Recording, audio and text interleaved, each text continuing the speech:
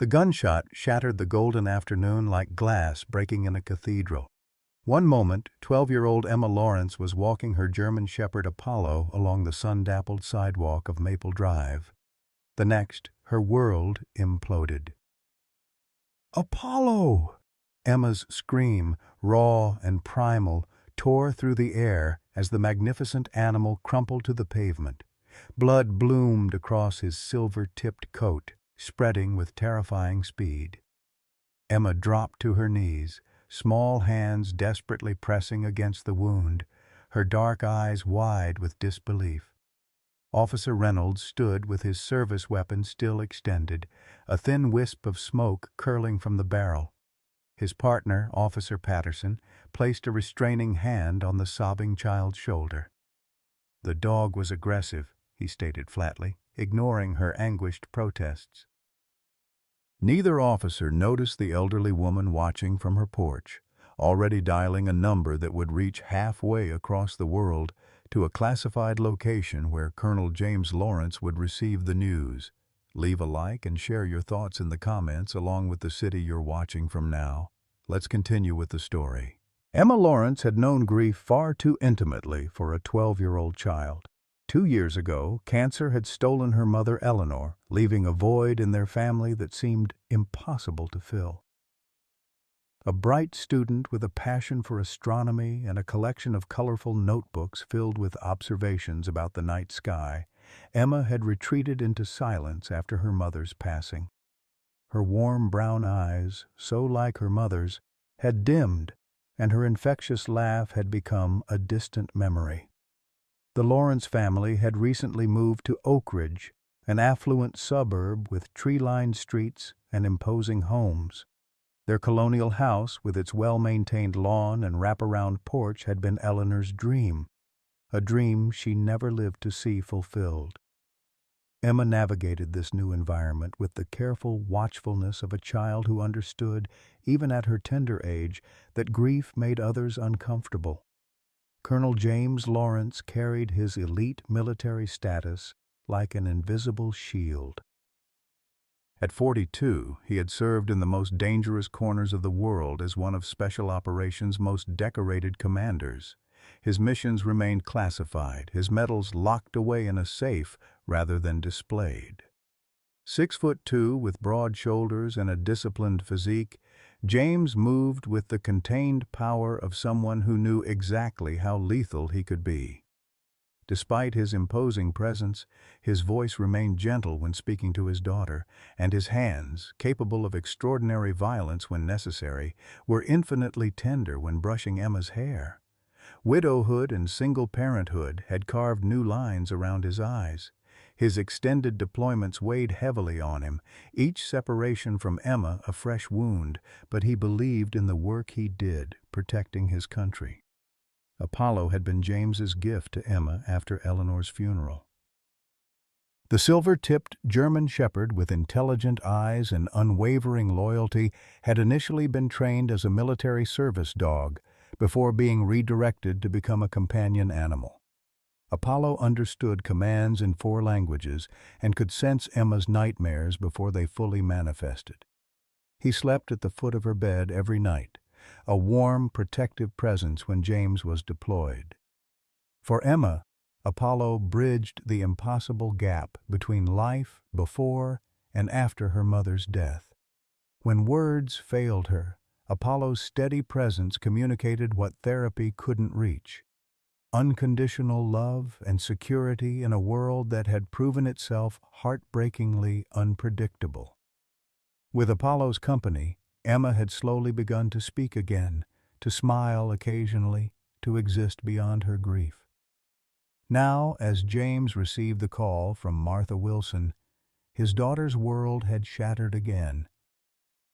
The most painful part wasn't just that Apollo was gone, it was that he had been taken violently, needlessly, by the very people sworn to protect their community. In the silent aftermath of Martha's call, James made a decision that would set everything in motion. He was coming home, and he was bringing justice with him. The day James brought Apollo home remained etched in Emma's memory like a photograph. It had been raining, a gentle, persistent drizzle that matched their grief 3 weeks after Eleanor's funeral. Emma had been sitting silently by the window watching raindrops race down the glass when her father's SUV pulled into the driveway. He wasn't alone. "Emma," James had called softly from the doorway, his uniform still crisp despite the rain. "There's someone I'd like you to meet." She had turned, disinterested at first, until she saw the magnificent German shepherd standing attentively at her father's side. The dog's intelligent amber eyes had locked with hers immediately, as if he recognized something in her that others couldn't see. "This is Apollo," James had explained, kneeling beside the dog. "He was trained to protect soldiers in Afghanistan, but now he has a more important mission." James's voice had softened. "He's here to be your companion." Emma had approached cautiously, her small hand extended palm down as her father had shown her. Apollo had sniffed her fingers once, then gently pressed his head against her palm, leaning into her touch with deliberate pressure. It was the first time Emma had felt anything but numbness since the hospital called with news of her mother. "He knows," James had explained, watching them. "He can sense emotions, happiness, fear, sadness. That's what made him special in his training. Most dogs can be taught to detect explosives or track people, but Apollo can read human feelings almost like a person can." That night, when the nightmares came, the ones where her mother called for her but Emma couldn't find her, Emma had woken gasping and sobbing. Before her father could reach her room, Apollo had already jumped onto her bed, pressing his warm body against hers, his steady heartbeat a metronome that helped regulate her own panicked one. "How did he know?" Emma had asked her father the next morning. "He's specially trained to detect changes in breathing, heart rate, even the chemicals your body releases when you're afraid," James had explained. "In the field, he could alert soldiers to anxiety in civilians. It helped them identify people who might be hiding something. With you, he's using that same ability to know when you need him." Over the following months, Apollo had become Emma's shadow, her protector, her confidant. When words failed her, which was often that first year, she would bury her fingers in his thick fur and find comfort in his unwavering presence. Apollo never expected her to speak, never grew uncomfortable with her silence the way adults did, never offered empty platitudes about her mother being in a better place. James had watched their bond deepen with quiet gratitude. At night, after Emma was asleep, he would sometimes find Apollo maintaining his vigil by her bed, and the dog would acknowledge him with a solemn glance that seemed to say, "I have this watch. She's safe with me." Apollo's training made him remarkable among dogs. He responded to commands in English, German, French, and Arabic, languages used by the coalition forces he had trained with. He could navigate complex environments, remain calm under stress, and, most importantly for Emma, sense emotional distress before it fully manifested. The first time Emma laughed after her mother's death, it was because of Apollo. He had been carrying her astronomy book in his mouth, trotting proudly with the heavy volume, when he had misjudged the distance to the sofa and bumped into it, sending the book flying and himself tumbling in an undignified heap. The sound of Emma's surprised giggle had frozen both James and Apollo in place. The dog had tilted his head, ears perked forward, and then deliberately repeated his comical tumble, drawing more laughter from the child. "He's doing it on purpose," Emma had said, wiping tears of laughter from her eyes. "He's being silly to make me laugh." James had nodded, his throat tight. "He knows what you need, even when we don't." When James was deployed, Apollo became even more vigilant. He would carry Emma's backpack to the door each morning before school, check the windows periodically as if surveying the perimeter, and position himself between Emma and any strangers who approached. At night, he would retrieve her astronomy books from the shelf, nudging them into her lap as if encouraging her to maintain the routines that brought her comfort. Their move to Oak Ridge had been challenging. Eleanor had always wanted a house in this neighborhood with its excellent schools and safe streets. James had finally made it happen, though too late for his wife to see it. For Emma, the move meant leaving behind the home filled with memories of her mother. Apollo had sensed her anxiety, staying especially close during those first weeks, sleeping not just on her bed but right against her, his body curved protectively around her smaller form. They had established new routines in Oak Ridge. Every afternoon, Emma would walk Apollo along Maple Drive, past the park and around the small lake that served as the neighborhood's centerpiece. Apollo walked precisely at her left side, matching her pace, occasionally glancing up to check her expression. His presence beside her kept the curious stares of neighbors at bay. People were less likely to approach a child with a large German shepherd, even one as well-behaved as Apollo. It was during one of these walks that they first encountered Martha Wilson. The elderly woman had been tending to her roses when Apollo had stopped, alert but not tense, his tail making a single, slow wag of acknowledgement. "Well, hello there," Martha had called, her voice warm but respectful of their space. "That's quite a magnificent companion you have." Emma had nodded silently, but Apollo had taken a step forward, ears pitched forward with interest. "He recognizes a friend," Martha had observed. "Dogs know good people when they see them. What's his name, dear?" "Apollo," Emma had whispered, one of the few words she had spoken to anyone outside her family since the move.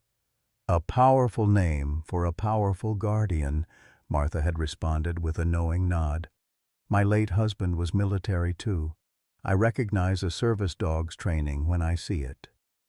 From that day, Martha's house became a regular stop on their walks. She never pressed Emma to talk, but spoke to both girl and dog with the same respectful tone. Sometimes she would offer Apollo a specially made treat, "My husband's old recipe, all natural ingredients," and tell Emma stories about the neighborhood's history. Only later would Emma learn that Martha Wilson had been watching over them in her own way, her sharp eyes noting the patrol car that seemed to drive by their house with unusual frequency, the officers who slowed when they saw Emma and Apollo walking. Martha had served in the FBI's Behavioral Analysis Unit before retirement, and she hadn't lost her instinct for recognizing surveillance. The day before Apollo was killed, he had behaved strangely during their walk. Near the corner of Maple and Oak, he had stopped suddenly, positioning himself between Emma and the street, his posture alert but not aggressive. A patrol car had cruised by, slowing as it passed them. Officer Reynolds had stared at them from the passenger seat, his gaze lingering on Apollo in a way that made Emma uncomfortable.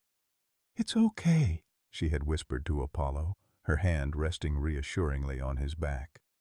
"They're police officers. They're safe." Apollo had remained tense until the car disappeared around the corner, then had given Emma a look that seemed almost like disagreement before reluctantly continuing their walk. That night, Apollo had refused to settle in his usual spot on Emma's bed.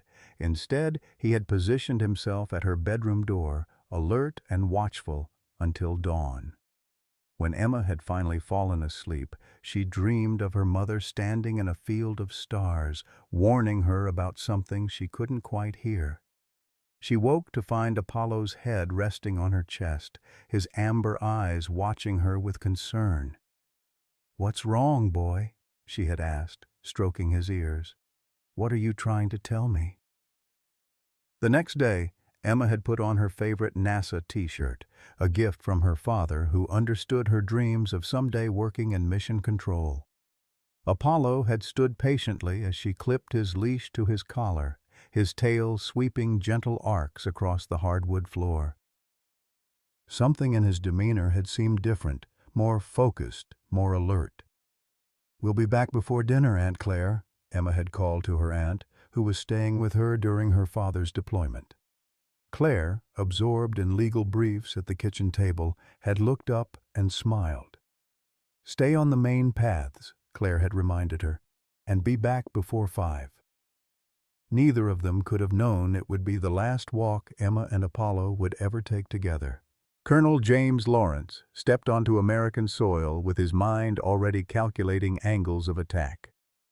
The military transport had barely touched down when he received the second call from Claire, her voice tight with controlled fury as she described Emma's current state, silent, withdrawn, her hands still stained with Apollo's blood because she refused to wash it away. "She says if she washes it off, it's like admitting he's really gone," Claire explained, her professional attorney's composure cracking. "The police took her statement, James, but they were dismissive, said the dog was acting aggressively, that the officer had no choice." James closed his eyes briefly, the only outward sign of the storm brewing inside him. "I'll be there in 4 hours. Don't let anyone speak to Emma again until I arrive." The drive from the military airfield to Oak Ridge gave James time to organize his thoughts. 20 years of special operations had taught him to channel emotion into tactical advantage, to compartmentalize feelings that might compromise mission objectives. But this was different. This was Emma. This was Apollo. When he arrived home, the sight of Emma sitting motionless on the living room couch, staring at nothing, her small hands still crusted with dried blood, crystallized his resolve. She launched herself into his arms with a raw, wounded sound that was more animal than human. James lifted her easily, holding her against his chest as she sobbed for the first time since Apollo had died. "I couldn't save him, Daddy," she choked out between sobs. "I tried. I had my hands on the wound like you taught me, but I couldn't stop the bleeding." James's eyes met Claire's over Emma's head, and his sister saw something there that made her blood run cold. A calm, calculated fury that she recognized from their childhood. It was the look he'd had the night he put 3 neighborhood boys in the hospital for attacking her when she was 14. "I shouldn't have let go of the leash," Emma continued, her words tumbling out now that the dam had broken. "Maybe if I hadn't pulled back—" "This wasn't your fault," James said, his voice gentle with her even as rage built behind his eyes. "Apollo did exactly what he was supposed to do. He protected you." "The policeman said Apollo was attacking. But he wasn't, Daddy. He was just standing in front of me."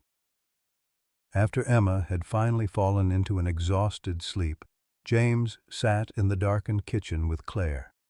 His sister pushed a thick folder across the table to him. "Internal affairs cleared them both," she said without preamble. "Justified use of force. They're claiming the dog lunged." James's expression didn't change.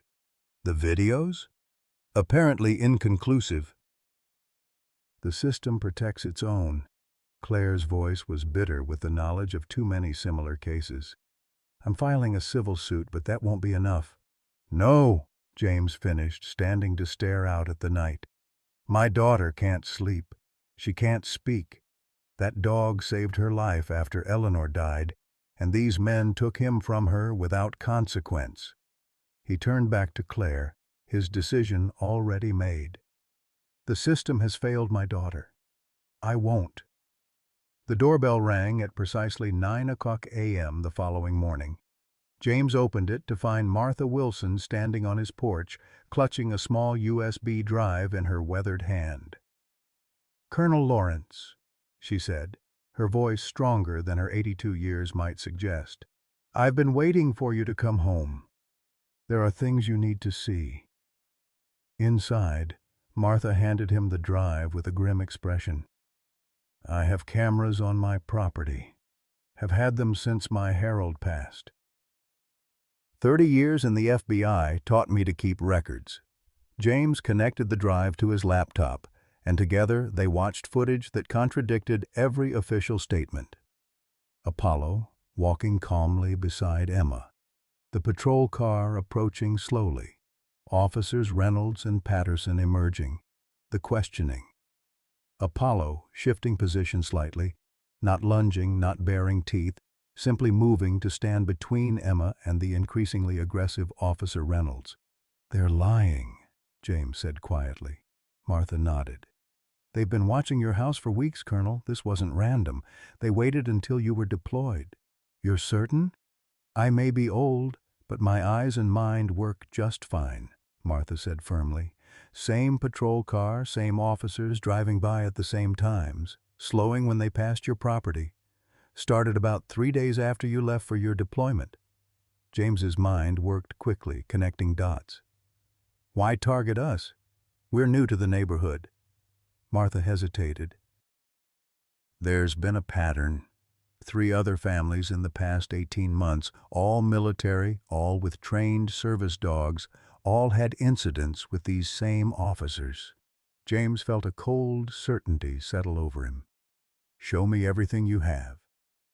By noon, James had compiled enough evidence to warrant a formal investigation. He drove to the police station, Martha's USB drive secured in his pocket, and requested a meeting with the chief of police. Chief Thomas Briggs was a heavy-set man with 27 years on the force and political ambitions for his retirement. He listened to James's account with an expression of practiced concern. "These are serious allegations, Colonel Lawrence," Briggs said when James finished. "Officer Reynolds has an exemplary record. Are you certain your daughter didn't misinterpret events? Children can become confused during traumatic incidents." "I have video evidence contradicting the official report," James replied, sliding Martha's drive across the desk. "Apollo never lunged? Never showed aggression?" Briggs picked up the drive but didn't connect it to his computer. "I'll have Internal Affairs review this material. They've already cleared both officers without seeing this footage. Then I'll make sure they get it this time," Briggs assured him, pocketing the drive. "These things take time, Colonel. Due process must be followed." James stood, towering over the seated chief. "I expect action within 24 hours, Chief Briggs. After that, I'll pursue other avenues." Briggs's smile tightened. "Is that a threat, Colonel?" "It's a timeline," James replied evenly. 24 hours. As James turned to leave, Briggs called after him. "One more thing, Colonel.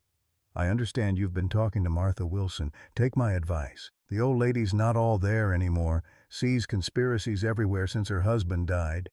Wouldn't put much stock in her observations." Outside the station, James made a call to Claire. "They're stonewalling." The chief pocketed the evidence without viewing it. "I'm not surprised," Claire replied. "I've been doing some digging.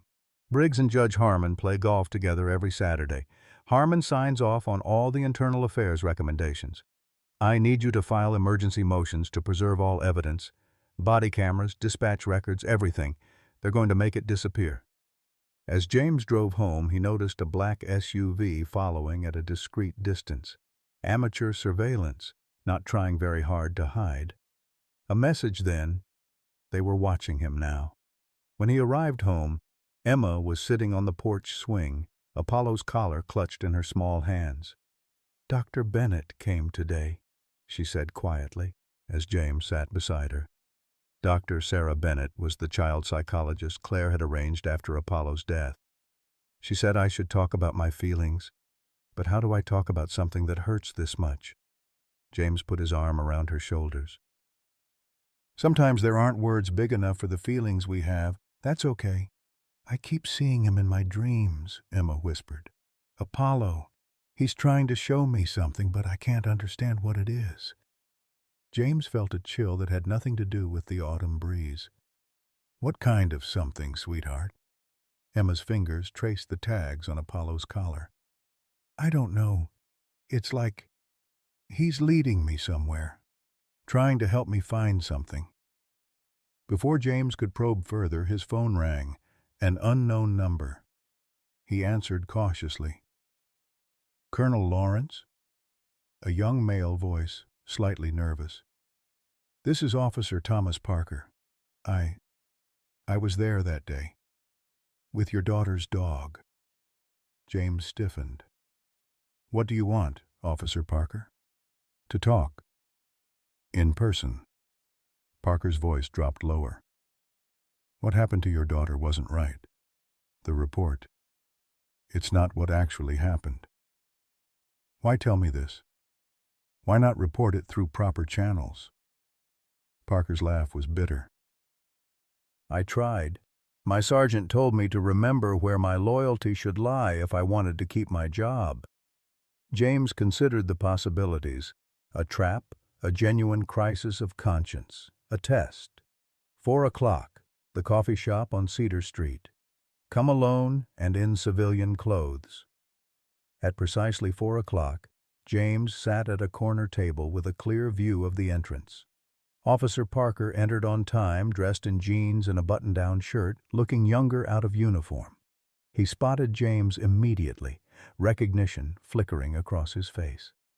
"Colonel Lawrence," Parker said, sliding into the seat across from him. His eyes were red-rimmed, his posture tense. James studied him. "You're taking a significant risk, Officer Parker." "I know." Parker's hands fidgeted with a paper napkin. "But I can't sleep. Every time I close my eyes, I see your daughter's face when that dog went down. Tell me what really happened."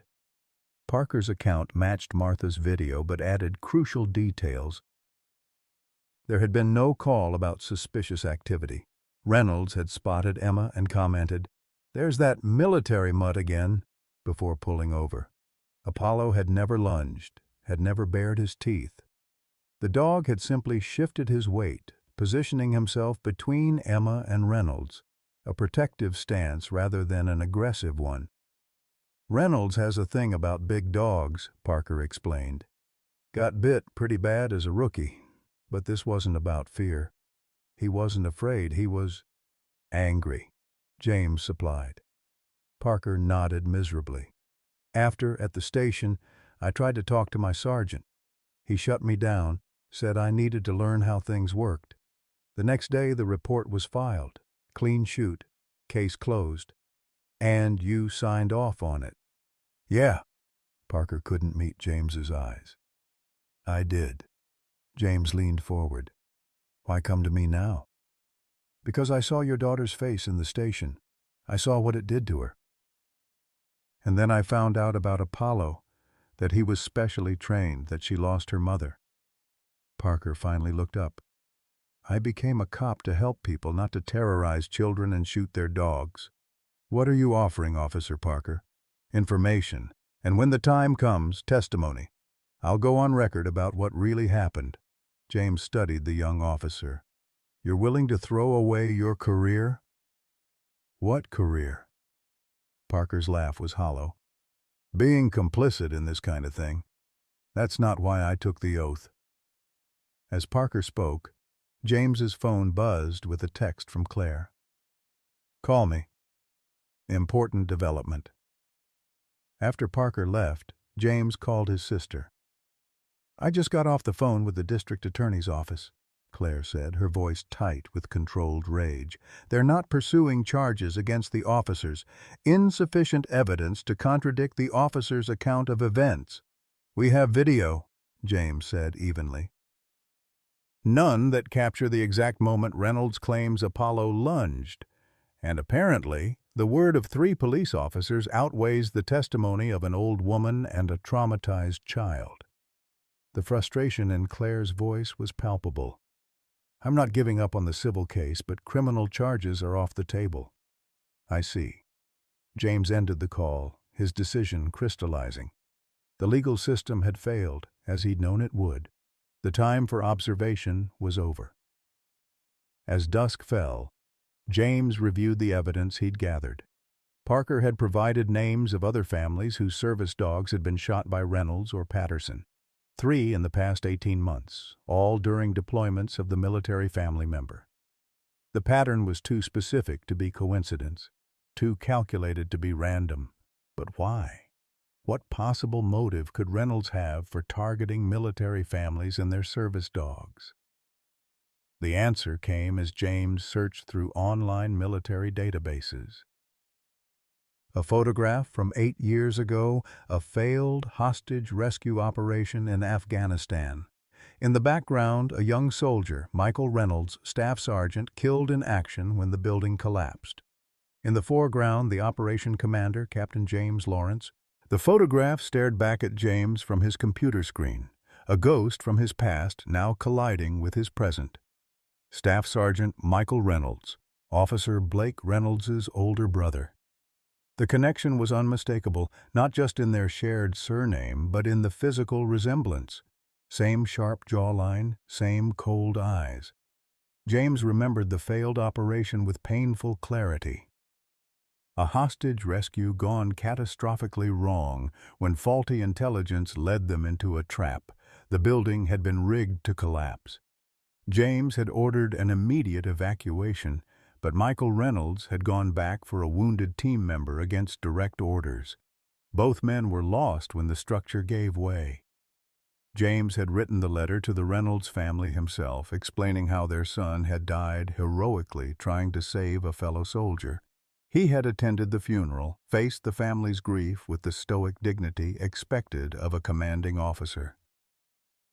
Blake Reynolds had been there, younger, in a Marine uniform of his own, eyes burning with barely contained rage as he refused to shake James's offered hand.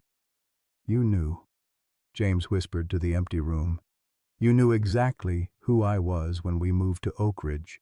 He opened another file on his computer, service records for Officer Blake Reynolds. Honorably discharged from the Marines 4 years after his brother's death, joined the Oak Ridge Police Department shortly thereafter. Numerous complaints of excessive force, particularly against military families, all dismissed without disciplinary action. A pattern emerging, clear as day, to someone trained to see it. The ringing of his phone interrupted his thoughts. Dr. Sarah Bennett's name flashed on the screen. "Colonel Lawrence?" Her voice was professional but concerned. "I wanted to discuss something that came up in my session with Emma today." "Of course, Doctor." "Emma mentioned something unusual. She said Apollo is still protecting her, that he shows her things in her dreams. Normally I'd consider this a common grief response in children, continuing bonds with lost loved ones through dreams or imagination. But Emma described something more specific. James felt a chill crawl up his spine. "What did she say?" "She said Apollo showed her where the bad man keeps his secrets. A building by the lake with a red door. She drew a rather detailed picture of it." Dr. Bennett paused. "Colonel, is there any significance to this location?" James thought quickly. Lake Montgomery was just outside Oak Ridge city limits. Several boathouses and storage facilities lined its shores. "Possibly. Has Emma mentioned this to anyone else?" "Not that I'm aware of. I'm concerned about the intensity of her attachment to these dreams. They seem to be providing her comfort, but they could also be preventing her from processing Apollo's death realistically." "I understand," James said. "Thank you for bringing this to my attention." After ending the call, James spread a map of the lake area across his desk. Several structures matched the general description Emma had given, but without more details, it would take time to check each one. His doorbell rang, interrupting his planning. Through the security peephole, he saw Officer Parker on his porch, looking nervously over his shoulder. "I shouldn't be here," Parker said as soon as James opened the door. "But they know I talked to you. My locker was trashed this morning. This was inside." He handed James a photograph. Emma walking Apollo, taken days before the shooting. A red X had been drawn across Apollo's image. "Who's they?" James asked, though he already suspected. "They call themselves Aegis. It's like a brotherhood within the department. Officers who believe they're the last line of defense against society's breakdown.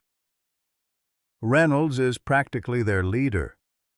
James's tactical mind immediately assessed the new threat, not just a personal vendetta then, but an organized group.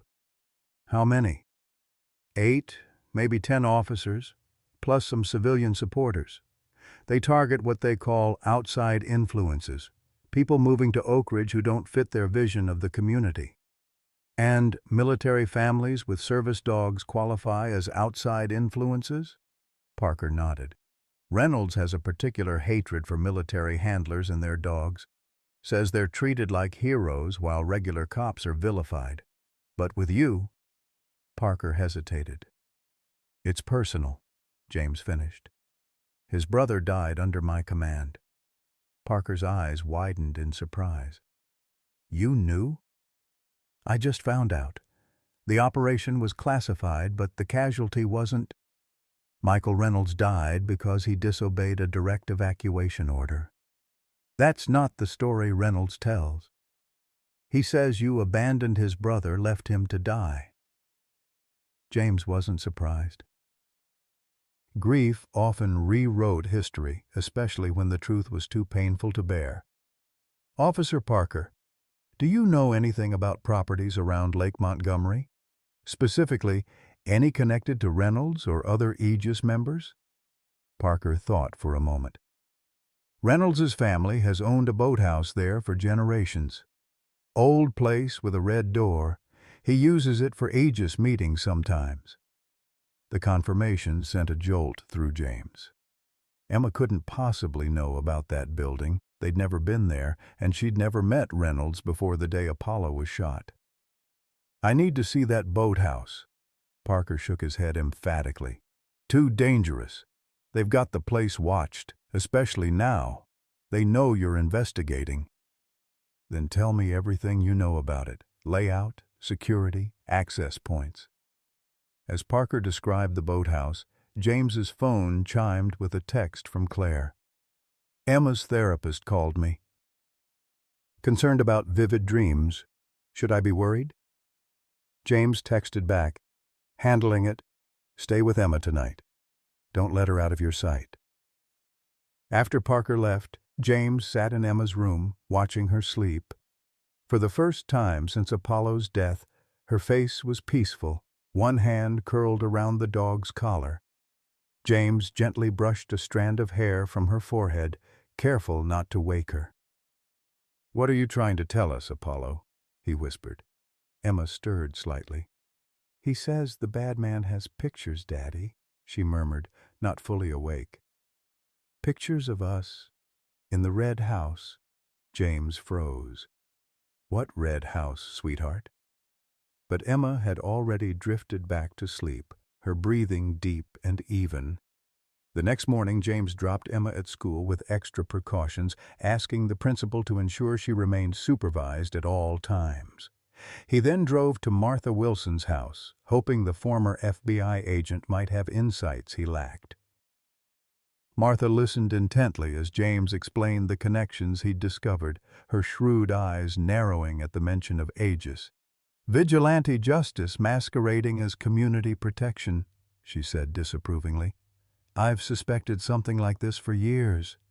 The pattern of harassment against certain new residents was too consistent to be random.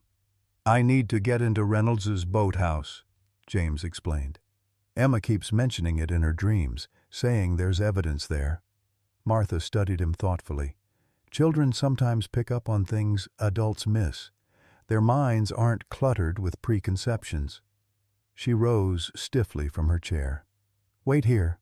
She returned moments later with a leather-bound notebook.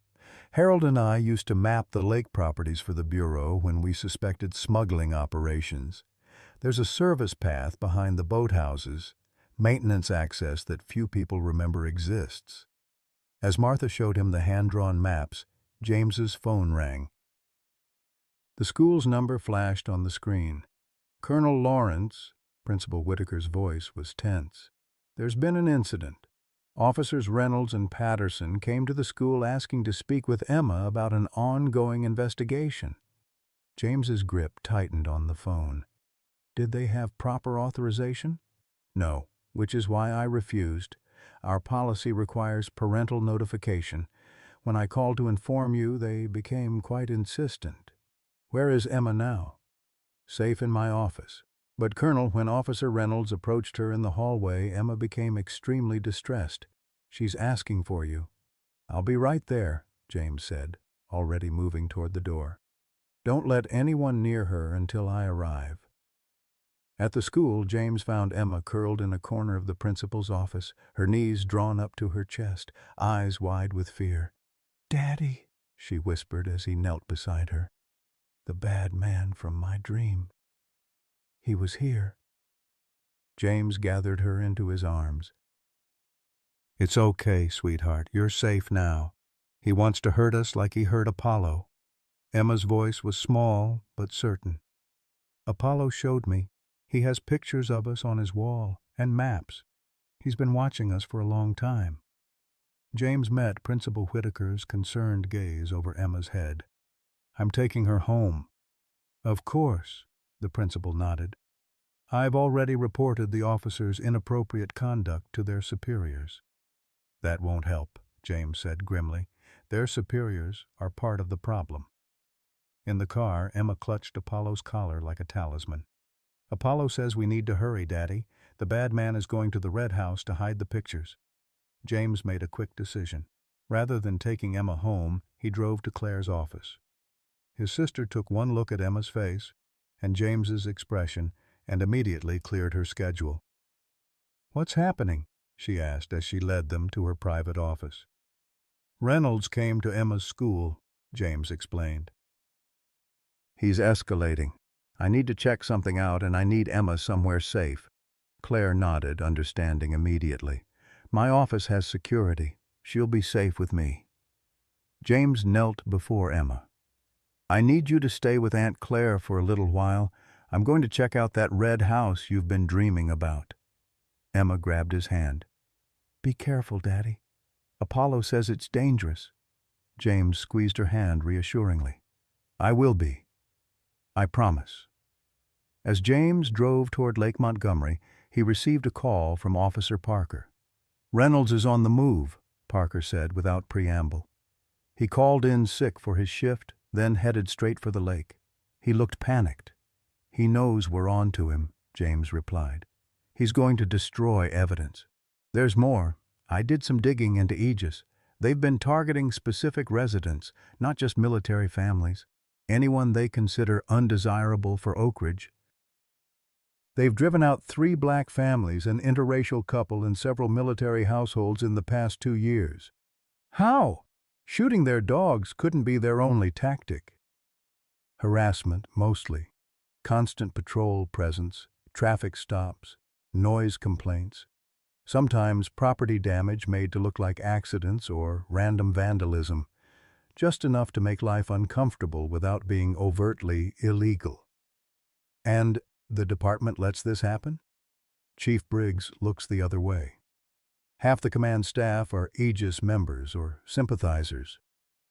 James processed this information, adjusting his approach. This wasn't just about Apollo anymore, or even Reynolds's vendetta against him.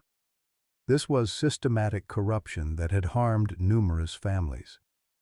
"Parker, I need you to do something for me. Contact those families. Get statements about the harassment they experienced. Build a paper trail." "Already on it," Parker assured him. "Martha Wilson's been helping. She's got documentation going back years." James smiled grimly. The elderly neighbor had been several steps ahead of him all along. "There's one more thing you should know," Parker added, his voice dropping. "Reynolds doesn't work alone. His partner, Patterson, is just as involved. And Patterson's on duty today, patrolling your neighborhood." The warning was clear. While James pursued Reynolds, his daughter might still be in danger. Even Claire's office wasn't necessarily safe if Patterson had official police authority. "Understood. Stay in touch." James ended the call and immediately dialed Claire. "Change of plans. Take Emma to Martha Wilson's house. Patterson might come looking for her." "Already ahead of you," Claire replied. "Martha called me directly. We're heading there now through the back exit." James felt a moment of gratitude for the network of protection forming around his daughter. As he approached the lake, he pulled off the main road onto the service path Martha had shown him. The narrow dirt track, overgrown with vegetation, looked unused for years. He parked behind a stand of trees and proceeded on foot, moving silently through the underbrush as he'd been trained to do in countless operations. The boathouse came into view, an old wooden structure with a faded red door, just as Emma had described. Reynolds's SUV was parked haphazardly in front, the driver's door still open. James circled the building, noting the windows, all covered from inside, and the single entrance. The tactical situation was less than ideal. Limited entry points meant limited escape routes as well. But Reynolds's panic worked in James's favor. A panicked man made mistakes. From inside he could hear frantic movement, drawers opening and closing, papers rustling. James approached the door silently, tested the handle. Unlocked. Reynolds was too distracted to take basic precautions. James opened the door in one swift movement, stepping inside and assessing the situation in seconds. Reynolds stood at a desk, feeding documents into a small shredder. The walls were covered with photographs, surveillance shots of Emma walking Apollo, James's house, other families with service dogs, maps marked with red pins, a military certificate with James's name on it, defaced with angry red markings. Reynolds spun around, reaching for his weapon. "You!" he snarled. "Step away from the shredder, Reynolds," James said calmly. "You have no authority here." Reynolds's hand continued toward his holster. "This is private property. I could shoot you for trespassing." "You could try," James replied, his voice deadly quiet. "But we both know how that would end." Something in James's tone gave Reynolds pause. His hand froze inches from his weapon. "Your brother," James said, gesturing to Michael Reynolds' photograph prominently displayed on the wall. "Is that what this is about?" "You left him to die," Reynolds spat. "You ordered the retreat and abandoned him." "He disobeyed a direct evacuation order," James corrected. "Went back into a collapsing building against commands. His death was tragic, but it was the result of his own choice." "Liar!" Reynolds' face contorted with rage. "He was a hero. He went back for his team." "Yes, he was heroic," James agreed. "And reckless. Both can be true." "You don't get to define his legacy." Reynolds grabbed a handful of shredded documents. "You don't get to move into my town with your military superiority and your fancy service dog and pretend you're some kind of hero after what you did." "Is that why you shot Apollo? To punish me for your brother's death?" Reynolds' expression shifted, a cruel smile forming.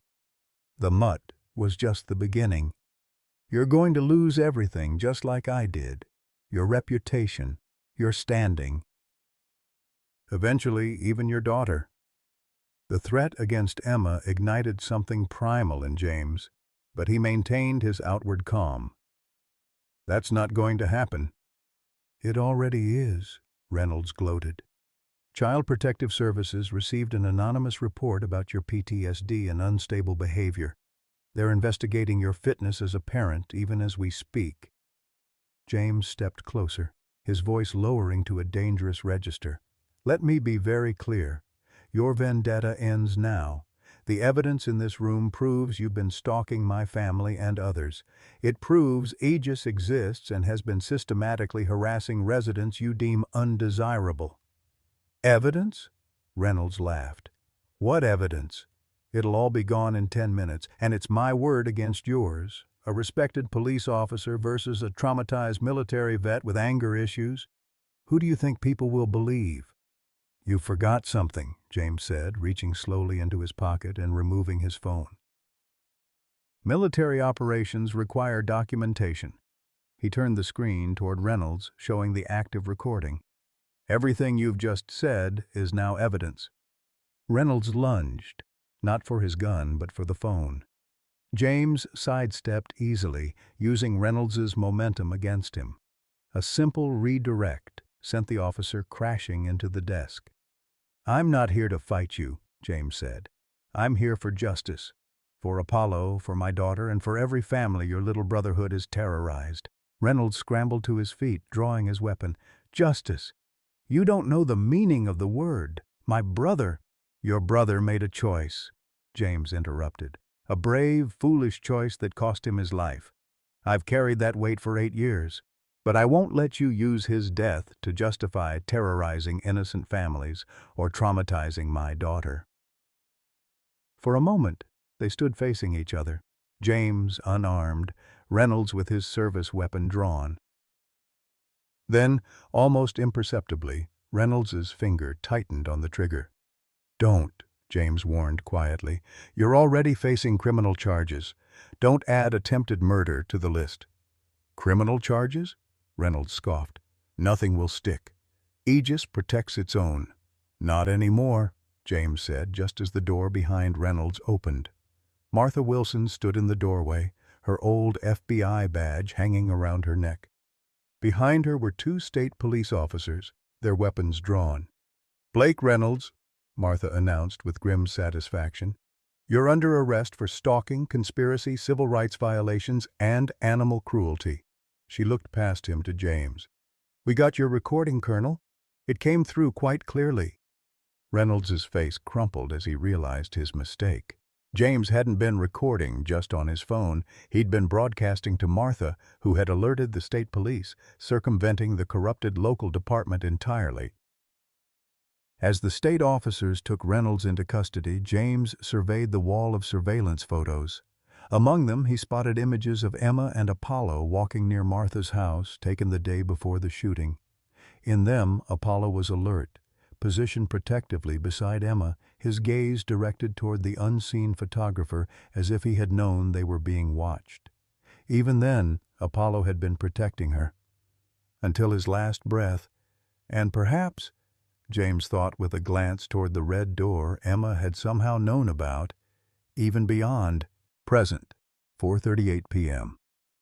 James knelt in the boathouse, carefully collecting each photograph from Reynolds' wall while state police officers cataloged evidence. Every image told a story of obsession.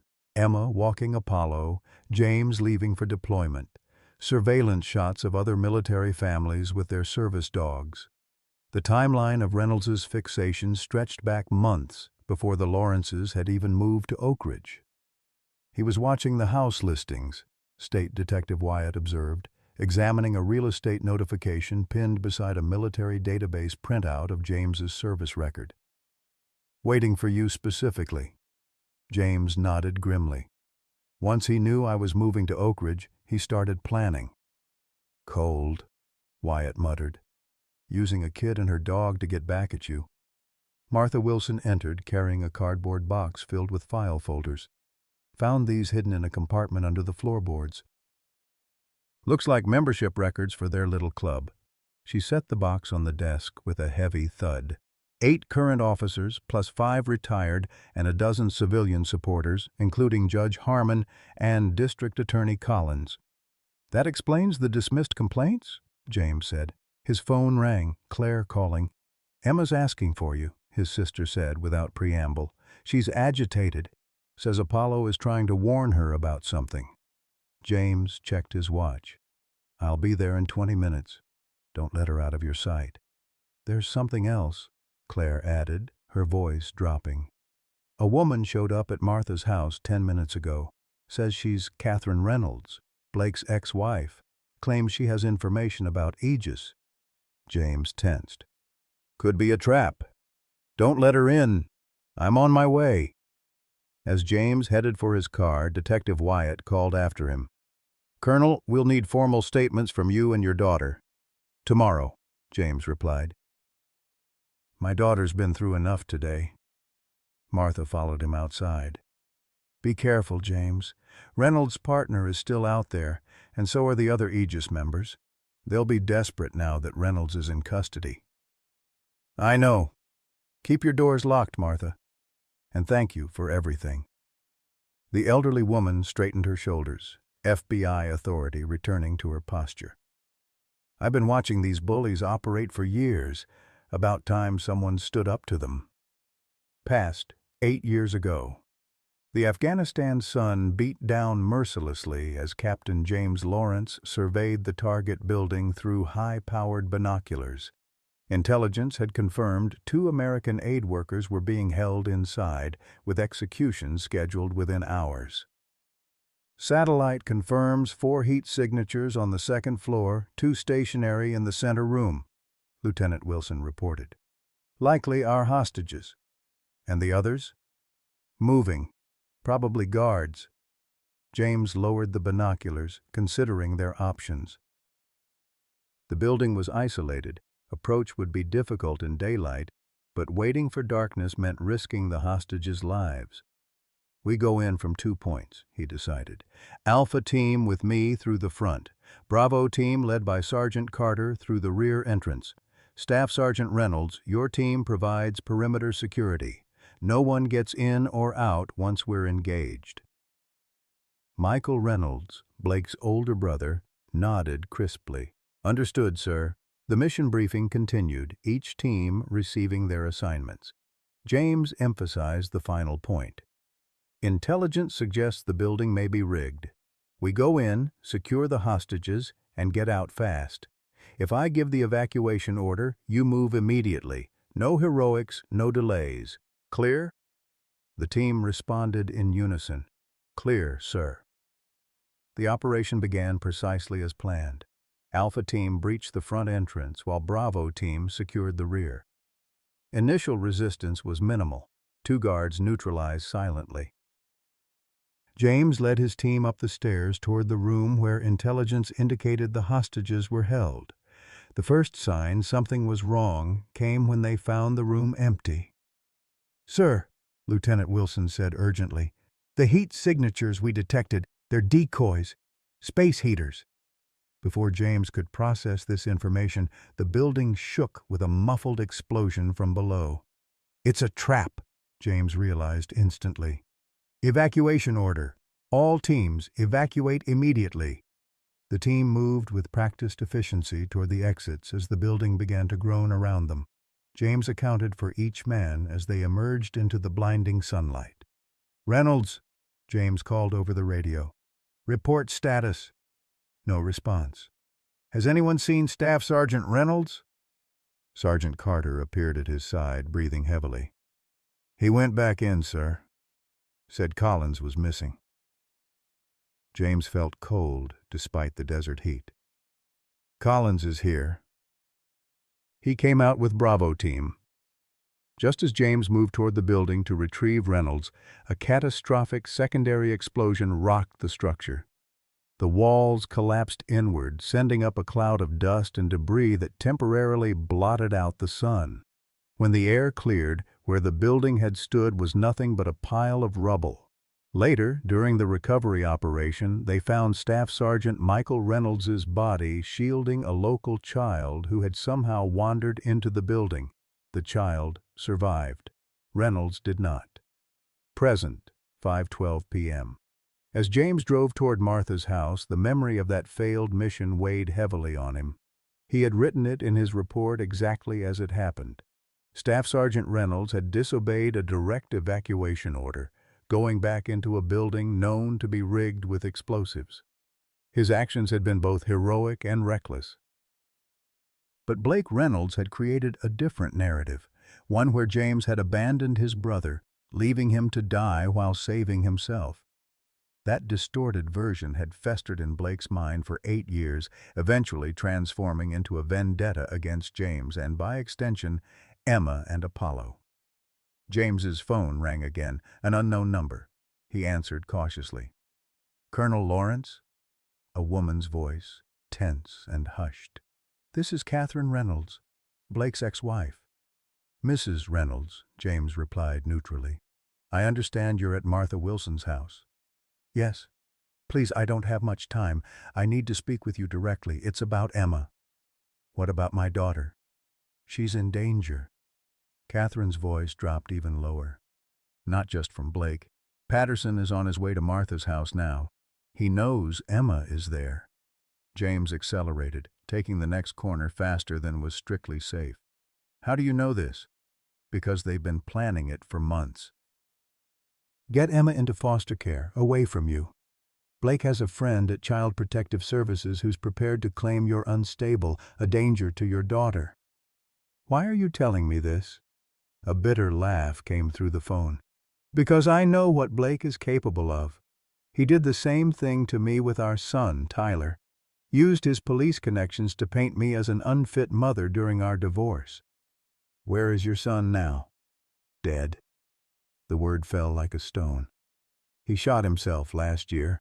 Blake got full custody, then systematically destroyed Tyler's self-esteem, tried to toughen him up like his brother Michael. When Tyler couldn't take it anymore, Blake told him he was weak, just like his mother. James digested this information, reassessing Catherine Reynolds. Not a trap, then, but potentially a valuable ally with intimate knowledge of Blake Reynolds' tactics. "Mrs. Reynolds, I need you to stay with my sister and daughter until I get there. Can you do that?" "Yes." "And Colonel, there's something else you should know.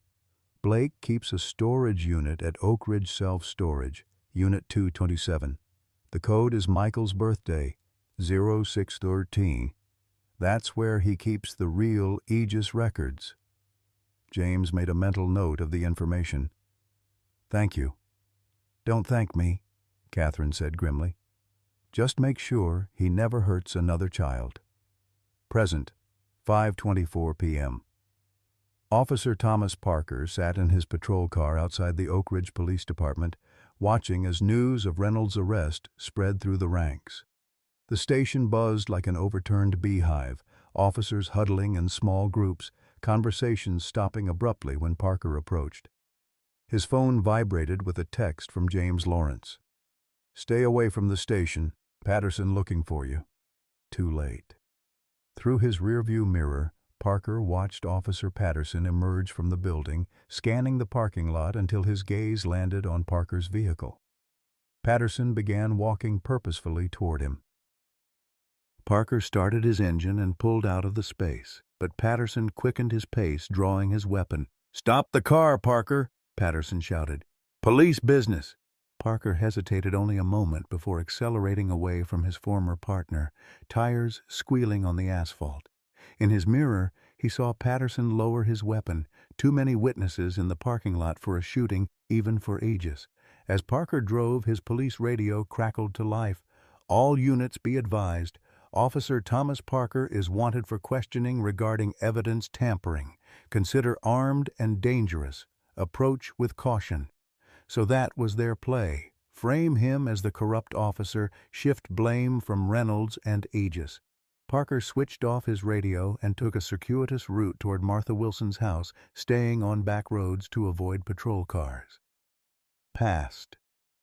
The night before Apollo's death. Apollo paced restlessly at the foot of Emma's bed, his nails clicking softly on the hardwood floor.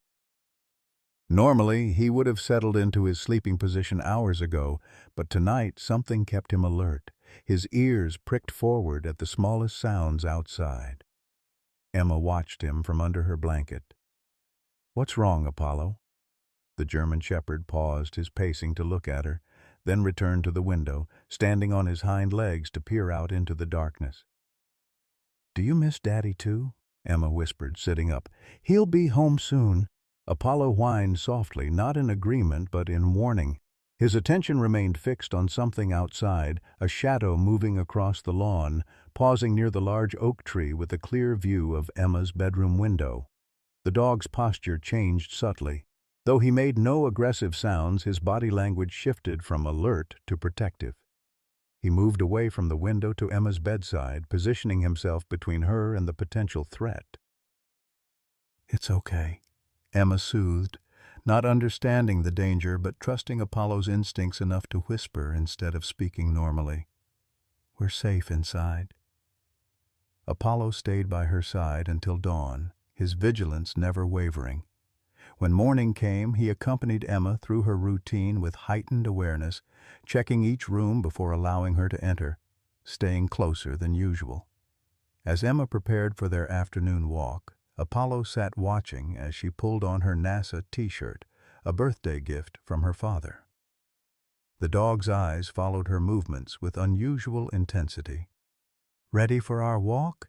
Emma asked, reaching for his leash. Apollo's tail wagged once, but his eyes held a solemn understanding far beyond what anyone might expect from an animal.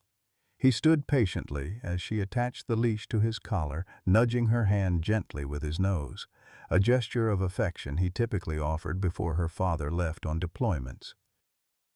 Neither Emma nor Apollo could know it would be their last walk together, but something in the dog's demeanor, A heightened alertness, a particular tenderness, suggested he sensed the approaching danger even before they stepped outside.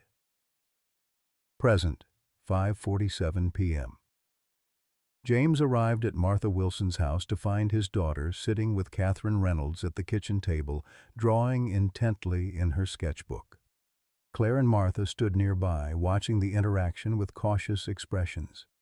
"Daddy!" Emma exclaimed, looking up as he entered. Her face, which had been so closed and empty since Apollo's death, showed animation for the first time in days. "Mrs. Reynolds knows about dogs like Apollo. She had one too." Catherine Reynolds was younger than James had expected, perhaps mid-30s, with tired eyes and a guarded posture that spoke of long-term stress. She offered a tentative smile. "Tyler, my son, had a service dog for his anxiety," she explained. "A Belgian Malinois named Ranger." Her voice caught. "Blake shot him too, claimed he was aggressive toward Tyler's friends. It was the beginning of the end for Tyler." James approached the table, glancing at Emma's drawing, a detailed sketch of the boathouse by the lake, complete with the red door and a shadowy figure watching from the trees. "Emma," he said gently, "how did you know about this place?" Emma looked up at him, her expression earnest. "Apollo showed me, Daddy, in my dreams. He keeps trying to help us catch the bad man." Catherine's eyes widened slightly at Emma's words, but she said nothing. Martha Wilson stepped forward. "Colonel, Officer Parker called. Patterson has issued an APB on him, claiming he tampered with evidence. Parker's on his way here now." James nodded grimly. "Patterson's trying to silence him before he can testify about Reynolds and Aegis." "There's more," Claire added. "I just got a call from a contact at the courthouse. Judge Harmon signed an emergency custody order 30 minutes ago authorizing Child Protective Services to take temporary custody of Emma pending an investigation into your fitness as a parent." James felt a cold fury building inside him. "On what grounds?" "PTSD, unstable behavior, endangering a minor by pursuing a vendetta against police officers," Claire recited bitterly. "All the things Reynolds threatened would happen." "They're accelerating their timeline because Reynolds was caught," Catherine observed. "They'll be coming for Emma soon, probably with Patterson leading the team." James looked at his daughter, still focused on her drawing, seemingly unaware of the danger closing in around her. He had promised to protect her after Eleanor died, had brought Apollo into their lives for that very purpose. He wouldn't fail her now. "We need to move," he decided. "Martha, is your lake cabin still maintained?" The elderly woman nodded. "Fully stocked." "No one would think to look for you there." "Good. We'll head there now. Stay off the grid until we can expose the entire Aegis operation." James turned to Catherine. "Mrs. Reynolds, you should come with us. You're at risk now, too." Catherine hesitated, then nodded. "Blake will know I talked to you. I'm not safe at home." Claire gathered Emma's belongings while Martha collected supplies.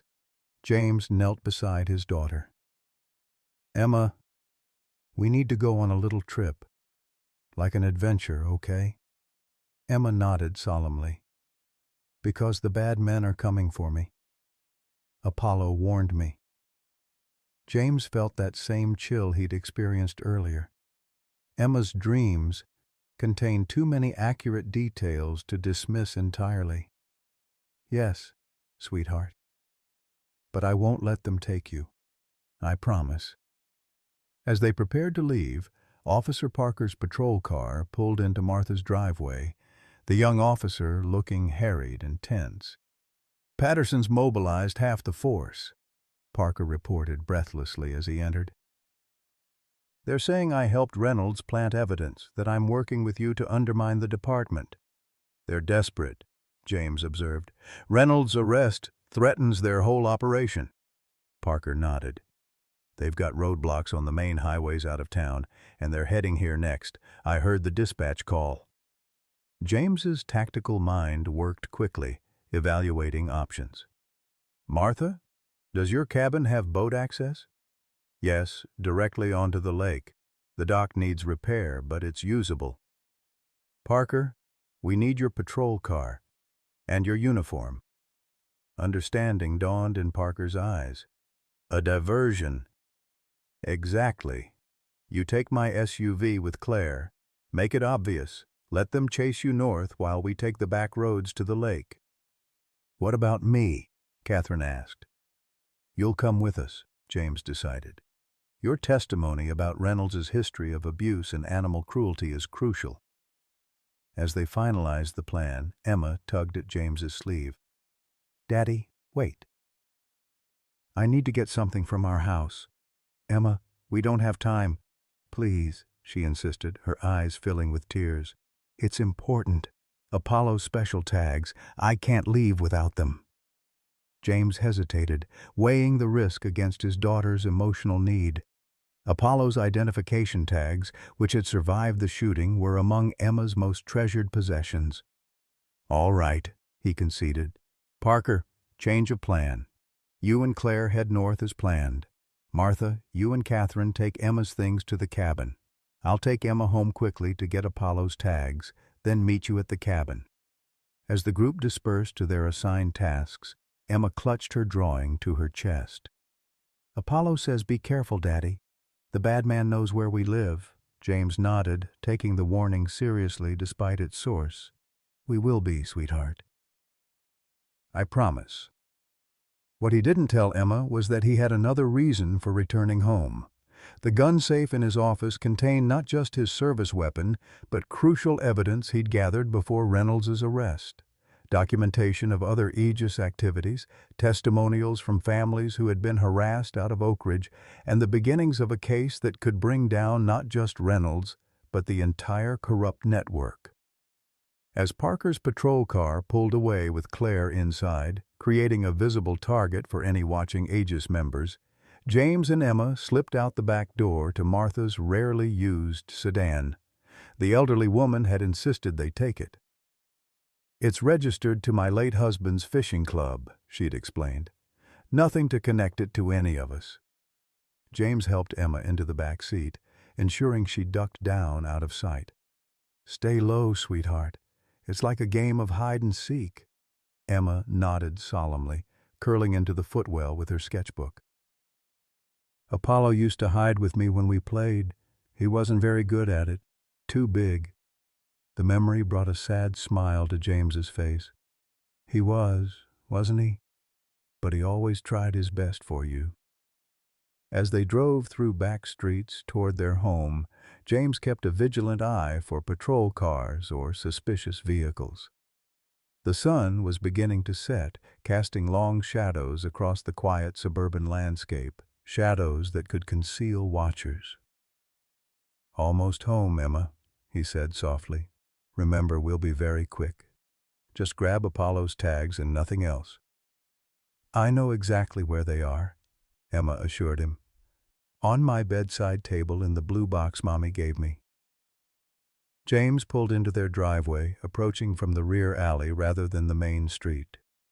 The house looked undisturbed, exactly as they had left it that morning, a lifetime ago, it seemed. Stay in the car until I check the house, James instructed. But Emma shook her head firmly. Apollo says we need to hurry, Daddy. Someone's coming. James hesitated, then nodded. All right, but stay right beside me. Together, they moved quickly to the back door. James unlocked it with practiced efficiency, ushering Emma inside before securing it behind them. The house was silent and dark, familiar yet somehow changed by the events of the past days. Go get Apollo's tags, James whispered. I'll get what I need from my office. 1 minute, Emma. That's all we have. Emma nodded and darted up the stairs while James moved to his office. He unlocked the gun safe quickly, removing his service weapon and a waterproof document case containing his evidence against Aegis. As he secured both items, he heard Emma's quick footsteps returning down the stairs. Got them, she called softly, holding up the small blue box. James was about to respond when headlights swept across the front windows, a vehicle pulling into their driveway. "Daddy," Emma whispered, freezing in place. "It's him." The bad man from school. Through the sheer curtains, James could make out the outline of a police cruiser. Officer Patterson had found them. James moved with practiced silence, gathering Emma into his arms and retreating deeper into the house. "Back door," he whispered against her hair. "Very quiet, like when we play hide and seek." Emma nodded, clutching Apollo's tags in her small fist. She understood the gravity of their situation with a clarity that belied her 12 years, childhood innocence already tempered by loss and trauma. Through the window, James watched as Officer Patterson emerged from his cruiser, accompanied by a woman in a business suit carrying a briefcase. The Child Protective Services representative Reynolds had mentioned, here to take Emma away. "Colonel Lawrence," Patterson called, his voice carrying easily through the quiet evening air. "We know you're in there. We have a court order for temporary custody of Emma. Make this easy on everyone and open the door." James guided Emma toward the kitchen, keeping to the shadows.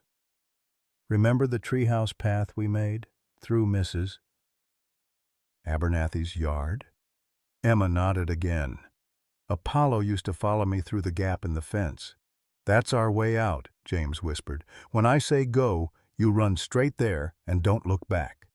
He quickly assessed their options. Patterson would expect them to flee out the back. Standard police procedure would be to cover both exits. The side path through the neighbor's yard was their best chance, narrow, partially concealed by hydrangea bushes, and likely overlooked by officers expecting adult-sized fugitives rather than a child. A heavy knock at the front door punctuated his thoughts. "Colonel Lawrence, final warning before we enter by force." James positioned Emma by the side door that led to the garden. "When you get through the fence, stay in Mrs. Abernathy's tool shed until I come for you. If I don't come in 5 minutes, run to Martha's house. Remember the emergency number I taught you? 720-555-0199, Emma recited quietly. "Martha's special phone." "Good girl." James pressed a quick kiss to her forehead. "Ready?" The sound of the front door splintering made the decision for them. "Go now," James urged, opening the side door just enough for Emma to slip through. She hesitated, looking up at him with eyes too old for her face. "Be careful, Daddy.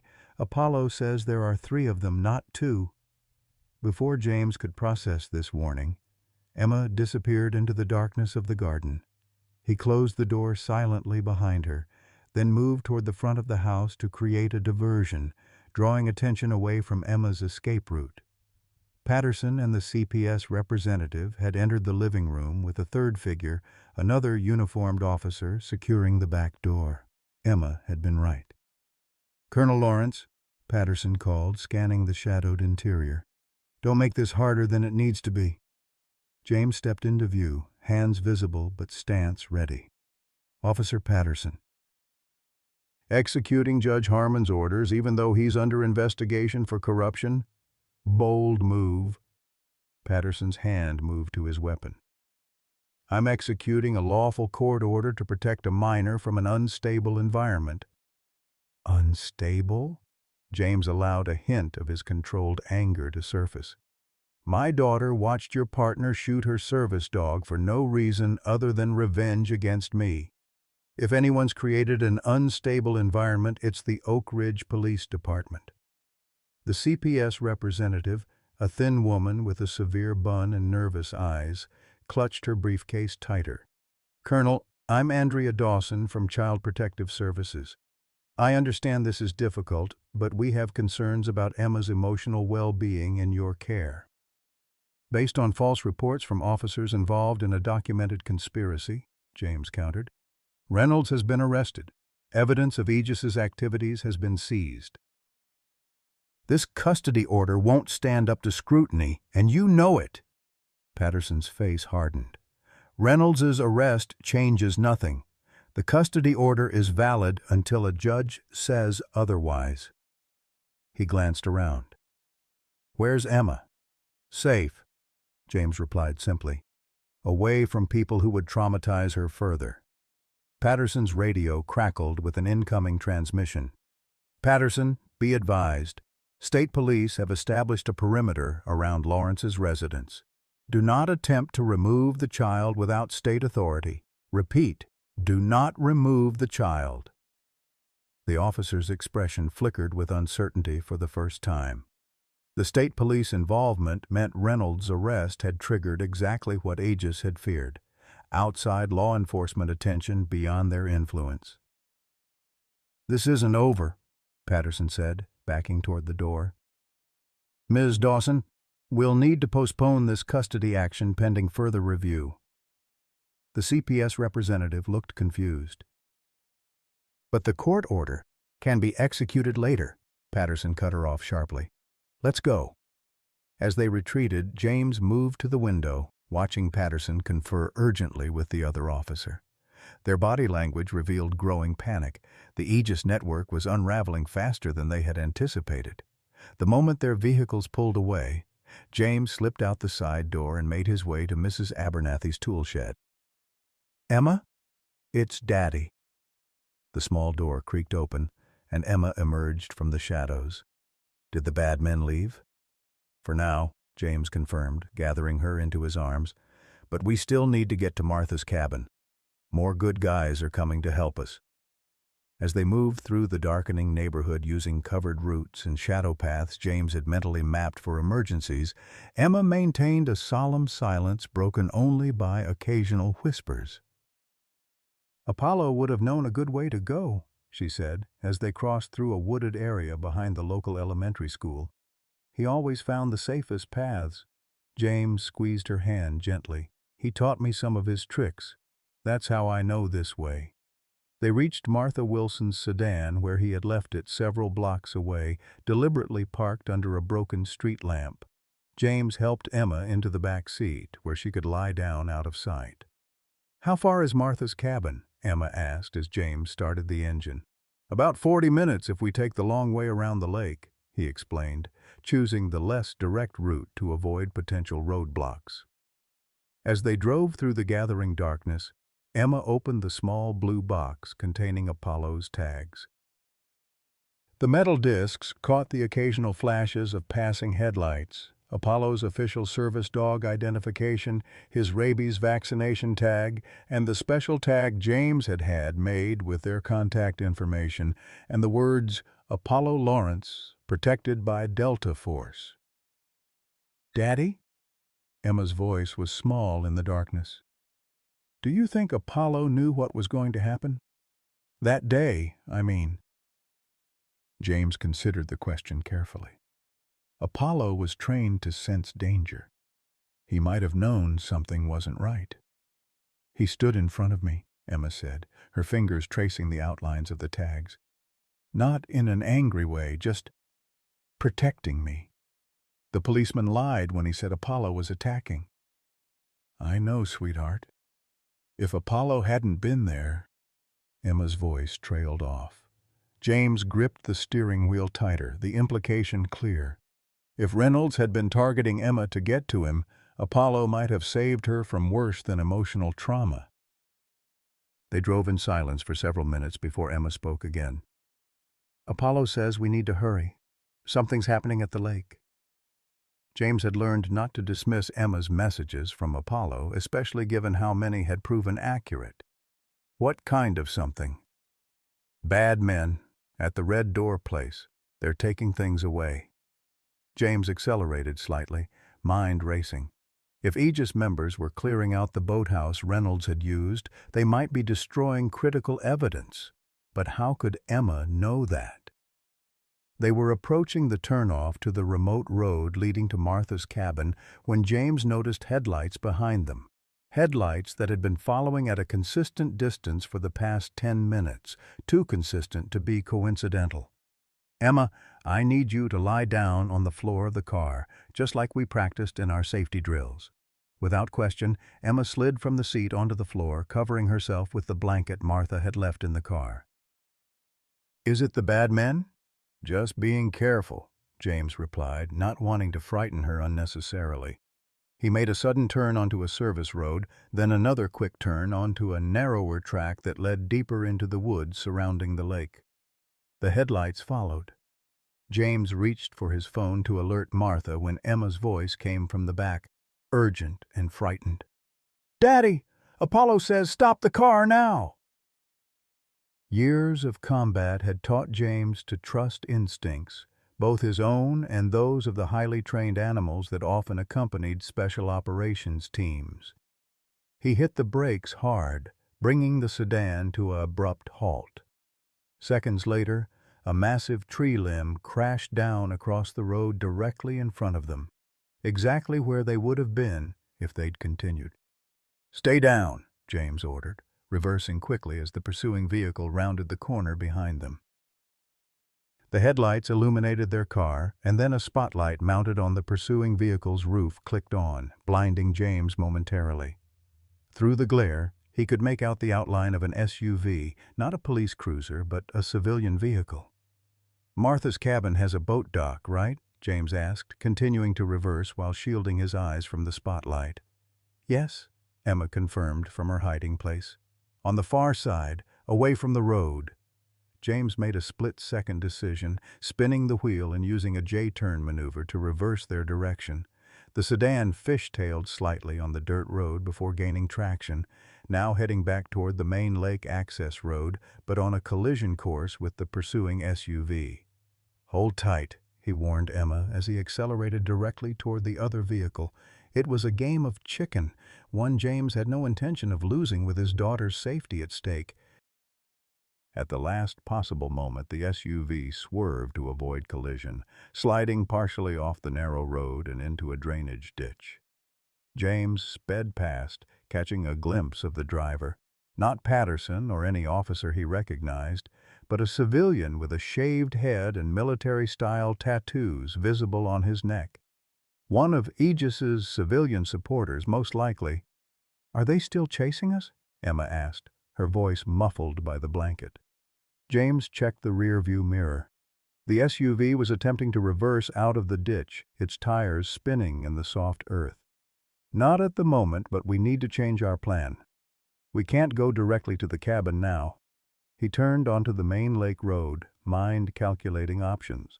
Martha's cabin was still their safest haven, but they couldn't approach by road now that their pursuers knew their general location and destination. "Emma, how good are you at paddling a canoe?" "Pretty good," came the confident reply. "Apollo used to sit in the front when Mommy took me canoeing." The memory of Eleanor teaching Emma water safety sent a pang through James's heart. "Then we're going to use those skills tonight." He drove to the public boat launch on the opposite side of the lake from Martha's cabin, a small, unlit area primarily used by fishermen during daylight hours. At this time of evening, it was deserted except for a few boats secured to the weathered dock. James parked Martha's sedan behind the public restrooms, concealing it from the road. "Wait here while I check for a boat we can borrow." "Take," Emma corrected softly. "We're going to take someone's boat, Daddy. That's stealing." Despite the tension of the moment, James smiled at his daughter's moral clarity. "You're right. We'll leave money to rent it, and I'll make sure it gets returned." The boat launch area had 3 canoes secured with padlocks and chains, standard procedure for the locals who kept craft at the public dock. James examined each one, selecting the sturdiest-looking vessel, a green aluminum canoe with 2 paddles locked inside. The lock posed no challenge for someone with his training. Within moments, he had opened it and prepared the canoe for launching, placing his waterproof document case inside and checking that the paddles were sound. He returned to the car for Emma, who had Apollo's tags around her neck now, the metal discs tucked inside her shirt. "Ready for our adventure?" She nodded solemnly, taking his hand as they moved silently toward the dock. James left a $100 bill tucked into the chain where the lock had been, weighted down with a stone. "See? "Renting, not stealing," he whispered, earning a small smile from Emma. He helped her into the front of the canoe, making sure she was secure before pushing off from the dock. The lake was still, its surface a perfect mirror of the star-filled sky above. In the distance, the lights of lakeside properties twinkled along the shoreline, including the soft glow from what must be Martha's cabin on the far side. "Stay low and paddle quietly," James instructed as they established a rhythm. "We want to stay invisible out here." Emma dipped her paddle with surprising skill for a 12-year-old, creating minimal splashing. "Mommy taught me to paddle so the water doesn't make noise." "For watching birds." They moved steadily across the open water, keeping to the darkest parts of the lake away from shoreline lights. James maintained a vigilant watch for any signs of pursuit. Boats launching from other docks, headlights moving along the lakeside roads, the distant sound of engines. They were approximately halfway across when Emma suddenly stopped paddling. "Daddy," she whispered urgently, "Apollo says we need to go that way." She pointed toward the southern shore, away from Martha's cabin. "Martha's cabin is straight ahead, Emma." "That's where we'll be safe." "But Apollo says the bad men are at the Red Door House right now. They're taking away the pictures of us." James hesitated. The boathouse where they had arrested Reynolds earlier that day was indeed in the direction Emma indicated. If Aegis members were removing evidence from the scene, it could jeopardize the entire case against them. "Martha and Catherine are waiting for us," he reminded her gently. "Apollo is really worried, Daddy. He keeps showing me the red door and the men with boxes." James weighed their options. Martha's cabin meant immediate safety for Emma. The boathouse meant potential evidence but also danger. His primary responsibility was his daughter's protection. "Let's get you safely to Martha first," he decided. "Then I can check on the boathouse." Emma's face fell. But it might be too late then. Before James could respond, a powerful spotlight swept across the lake from the southern shore, exactly where the boathouse was located. The beam moved methodically across the water's surface, as if searching for something. Or someone. "Down," James whispered, both of them ducking low in the canoe as the light passed near their position. From their lowered vantage point, they could see activity at the boathouse dock. Flashlight beams moving in and out of the structure, dark figures carrying items to a boat tied alongside. "See?" Emma whispered. "They're taking everything away." James made a quick decision. "We'll get closer, but we stay in the shadows. We're just going to look, Emma. I need to see who's there." He adjusted their course, paddling silently toward a stand of reeds near the boathouse property that would provide cover while offering a view of the activity. As they drew nearer, voices carried across the water. "Hurry up with those files," a man's voice commanded, Officer Patterson's unmistakable tone. "State police will be back with a broader warrant by morning." "What about Reynolds?" another voice asked. "He's not talking. Lawyers advised him to keep quiet until they work out a deal." "And the kid? Lawrence's daughter?" Patterson's response chilled James to the core. "We find her tonight, or this all falls apart. She's the key witness. Without her testimony about the dog, Reynolds walks." The implication was clear. They weren't seeking Emma for her protection through Child Protective Services. They wanted to ensure she couldn't testify about Apollo's shooting. As James processed this revelation, Emma shifted in the canoe, her movement causing a slight rocking. One of the paddles slipped, hitting the aluminum side with a distinct metallic tap. The men at the boathouse dock fell silent immediately. "What was that?" Patterson's voice carried clearly across the water. The spotlight swung in their direction, sweeping closer to their position among the reeds. "Someone's out there," one of the men called. "On the water." The powerful beam found them, illuminating the canoe despite its partial concealment. James saw Emma's face, wide-eyed with fear, before he reacted instinctively. "Paddle hard," he commanded, driving his own paddle deep into the water. "Head for the cabin," Emma responded immediately, her small arms working with determined efficiency as they broke from their hiding place. Behind them, shouts of alarm rose from the boathouse dock. "It's Lawrence!" Patterson yelled. "Get the boat started!" The sound of an outboard motor coughing to life spurred James to paddle faster. Their canoe cut through the water with surprising speed, but no aluminum craft could outrun a motorboat on open water. The island, James decided, changing course toward a small wooded island about 200 yards from their position. "We'll lose them there." Emma followed his lead without question, her face set with the same determination he'd seen in Eleanor during life's most challenging moments. The pursuing boat's engine grew louder behind them, its spotlight dancing across the water as it gave chase. James estimated they had perhaps 60 seconds before it overtook them, not enough time to reach the island's protective cover. "Emma," he said calmly, the combat clarity he'd relied on in countless operations settling over him. "We're going to have to swim. When I say, 'now,' hold your breath and slide into the water with me. Stay right beside me, understand?"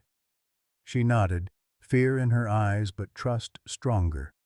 The motorboat closed the distance rapidly, Patterson's voice carrying over the engine's roar. "Stop right there, Lawrence! We just want to talk." "Now, Emma!" James commanded. In perfect synchronization, father and daughter slipped over the side of the canoe into the cool lake water. James kept one arm around Emma, ensuring she stayed afloat as they ducked beneath the surface. The spotlight passed overhead, illuminating the empty canoe drifting aimlessly now without its paddlers. James held Emma close as they swam underwater, away from the canoe's trajectory, using the darkness and confusion to mask their escape. When they surfaced for air, the motorboat had reached their abandoned canoe. Patterson and another man were leaning over the sides, searching the empty craft with flashlights. "They went in the water!" the second man shouted. "Spread the light around!" James and Emma ducked beneath the surface again, swimming steadily toward the island's darkened shore.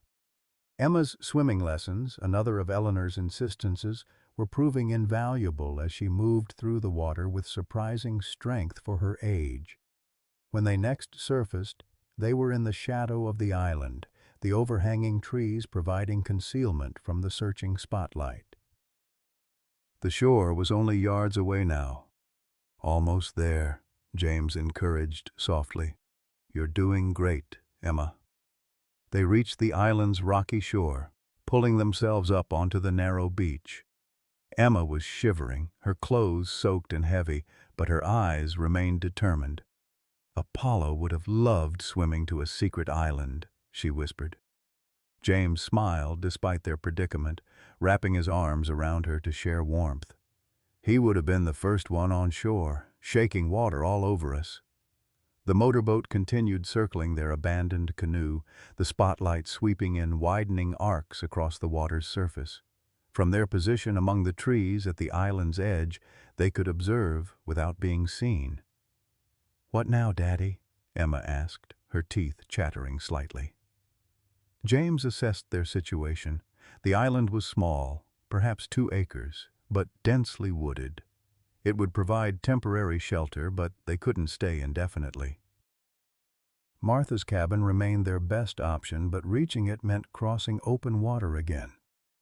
"We rest here until they move farther away," he decided. "Then we swim to the north side of the island and continue to Martha's from there." Emma nodded, huddling closer for warmth. "Apollo says that's smart. The bad men will keep looking in the wrong direction." James couldn't help but smile at her continued communications with the departed Apollo. Whether it was a child's coping mechanism or something more mysterious hardly mattered. It was bringing Emma comfort and, strangely, providing useful insights. "Your mom would be so proud of how brave you're being," he told her softly. Emma looked up at him, water droplets clinging to her eyelashes. "She would be proud of you too, Daddy, for protecting me like Apollo did." The simple truth in her words struck James deeply.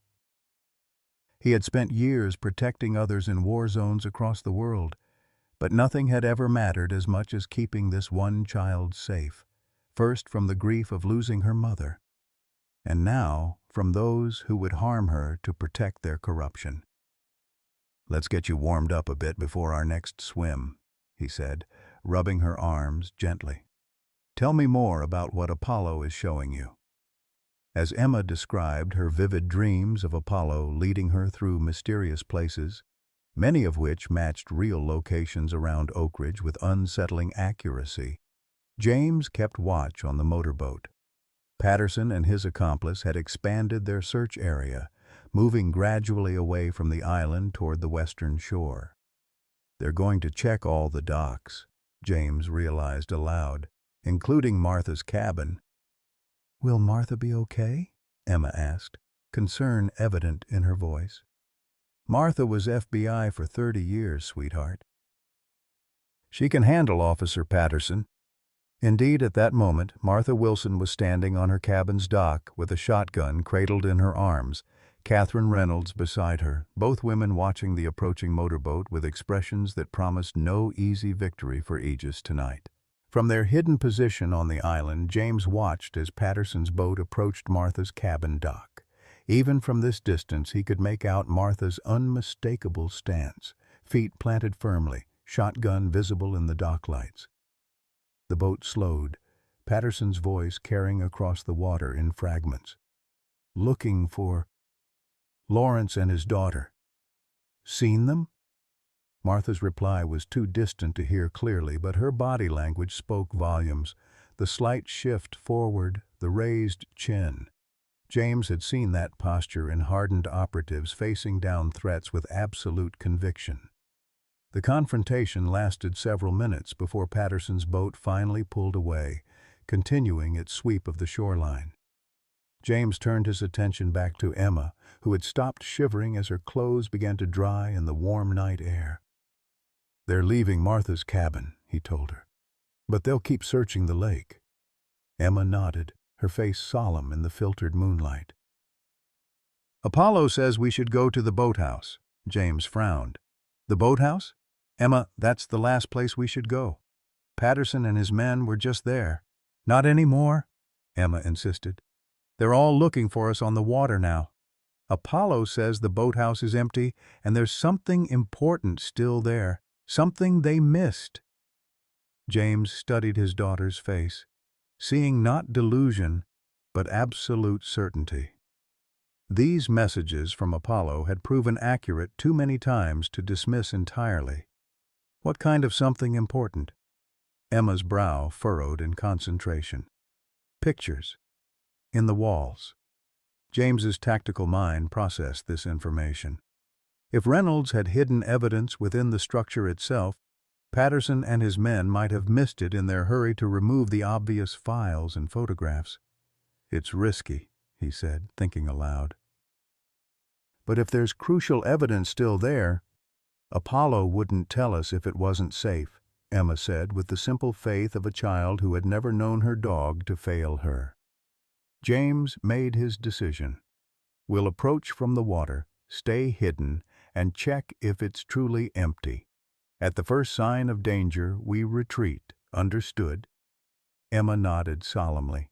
"I promise." They moved to the north side of the island, watching for the searching spotlight. Patterson's boat was now nearly half a mile away, methodically checking each dock and boathouse along the eastern shore. "Ready for another swim?" James asked. Emma touched Apollo's tags beneath her shirt, drawing strength from them. "Ready." They slipped into the water quietly, James keeping Emma close as they swam toward the southern shore where Reynolds' boathouse stood. The distance was greater than their previous swim, nearly 300 yards of open water, but the night remained calm, and Emma's determination never wavered. When they finally reached the shoreline, they paused in the shadow of a large willow tree, its branches dipping into the water and providing perfect concealment as James surveyed the boathouse. The structure stood dark and seemingly abandoned, its red door partially open. No vehicles remained in the small gravel parking area, no lights shone from within. The dock where Patterson's boat had been moored was empty. "Looks clear," James whispered. "Stay behind me. Move only when I signal, and if I say run, you head straight back to the water. Don't wait for me." Emma nodded, her wet hair plastered to her face, but her eyes alert and focused. They approached the boathouse cautiously, James moving with the silent efficiency of his special operations training. At the door he paused, listening intently for any sound from within. Hearing nothing, he eased the door open wider, wincing at the slight creak of rusty hinges. The interior was in disarray, evidence of Patterson's hasty removal operation.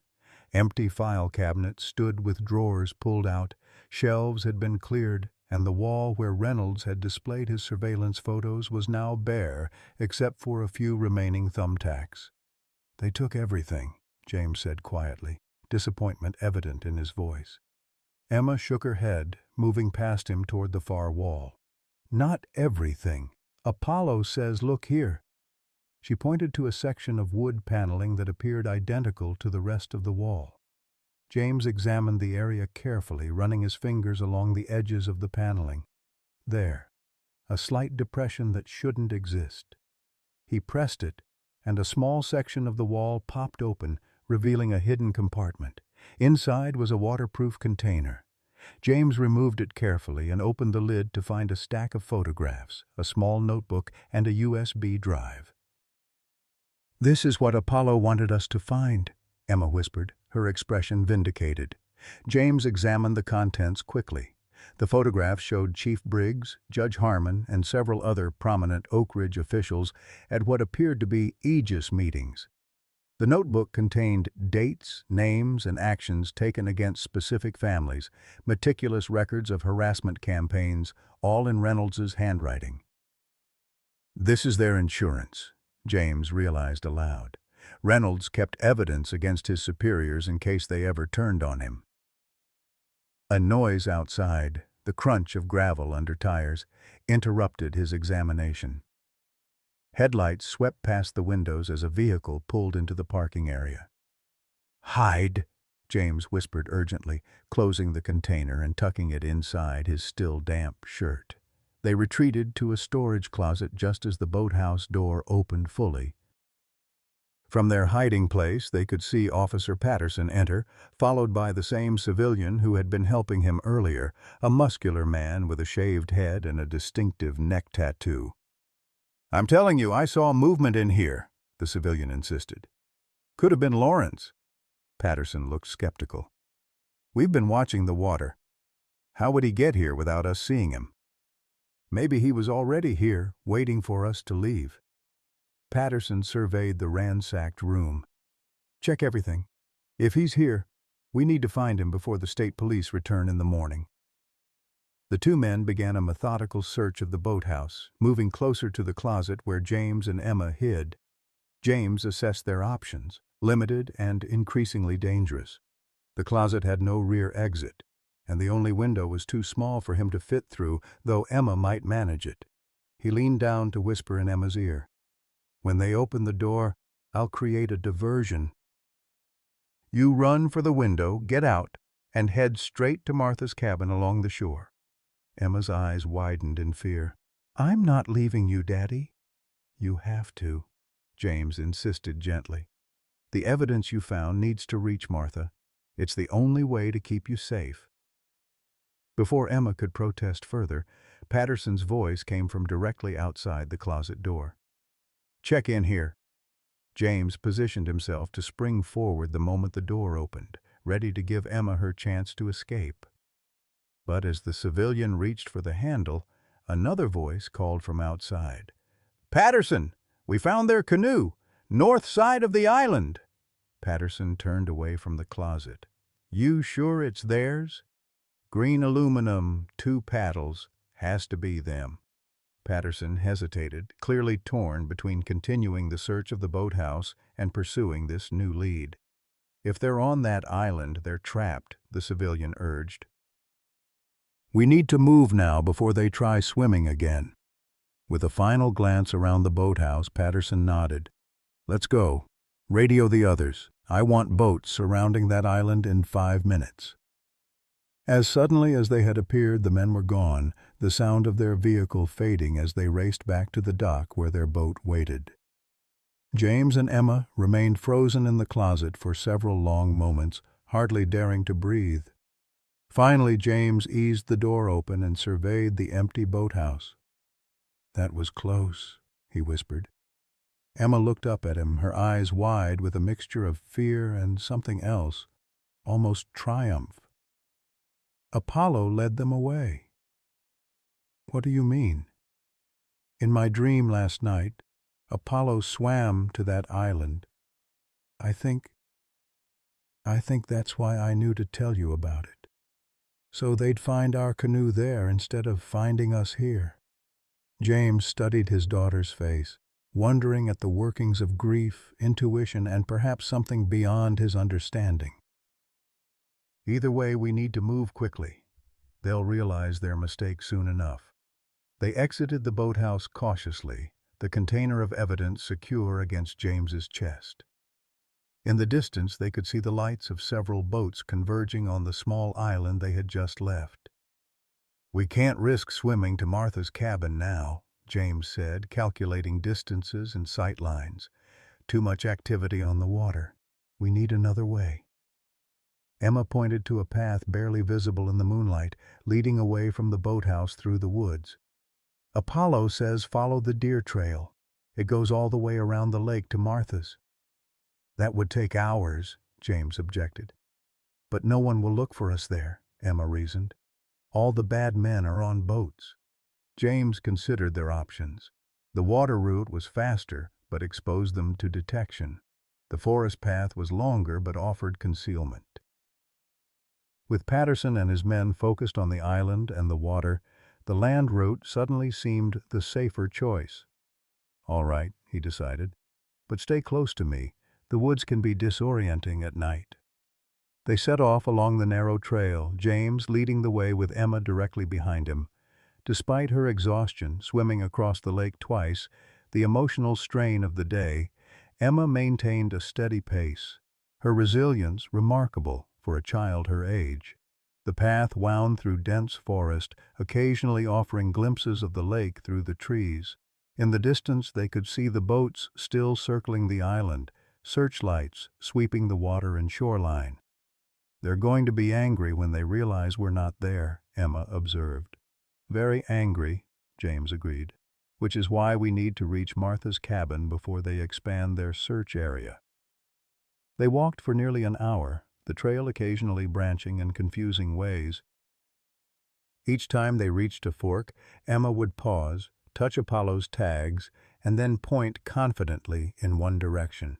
James followed her guidance, trusting her instincts, or Apollo's, wherever they truly came from.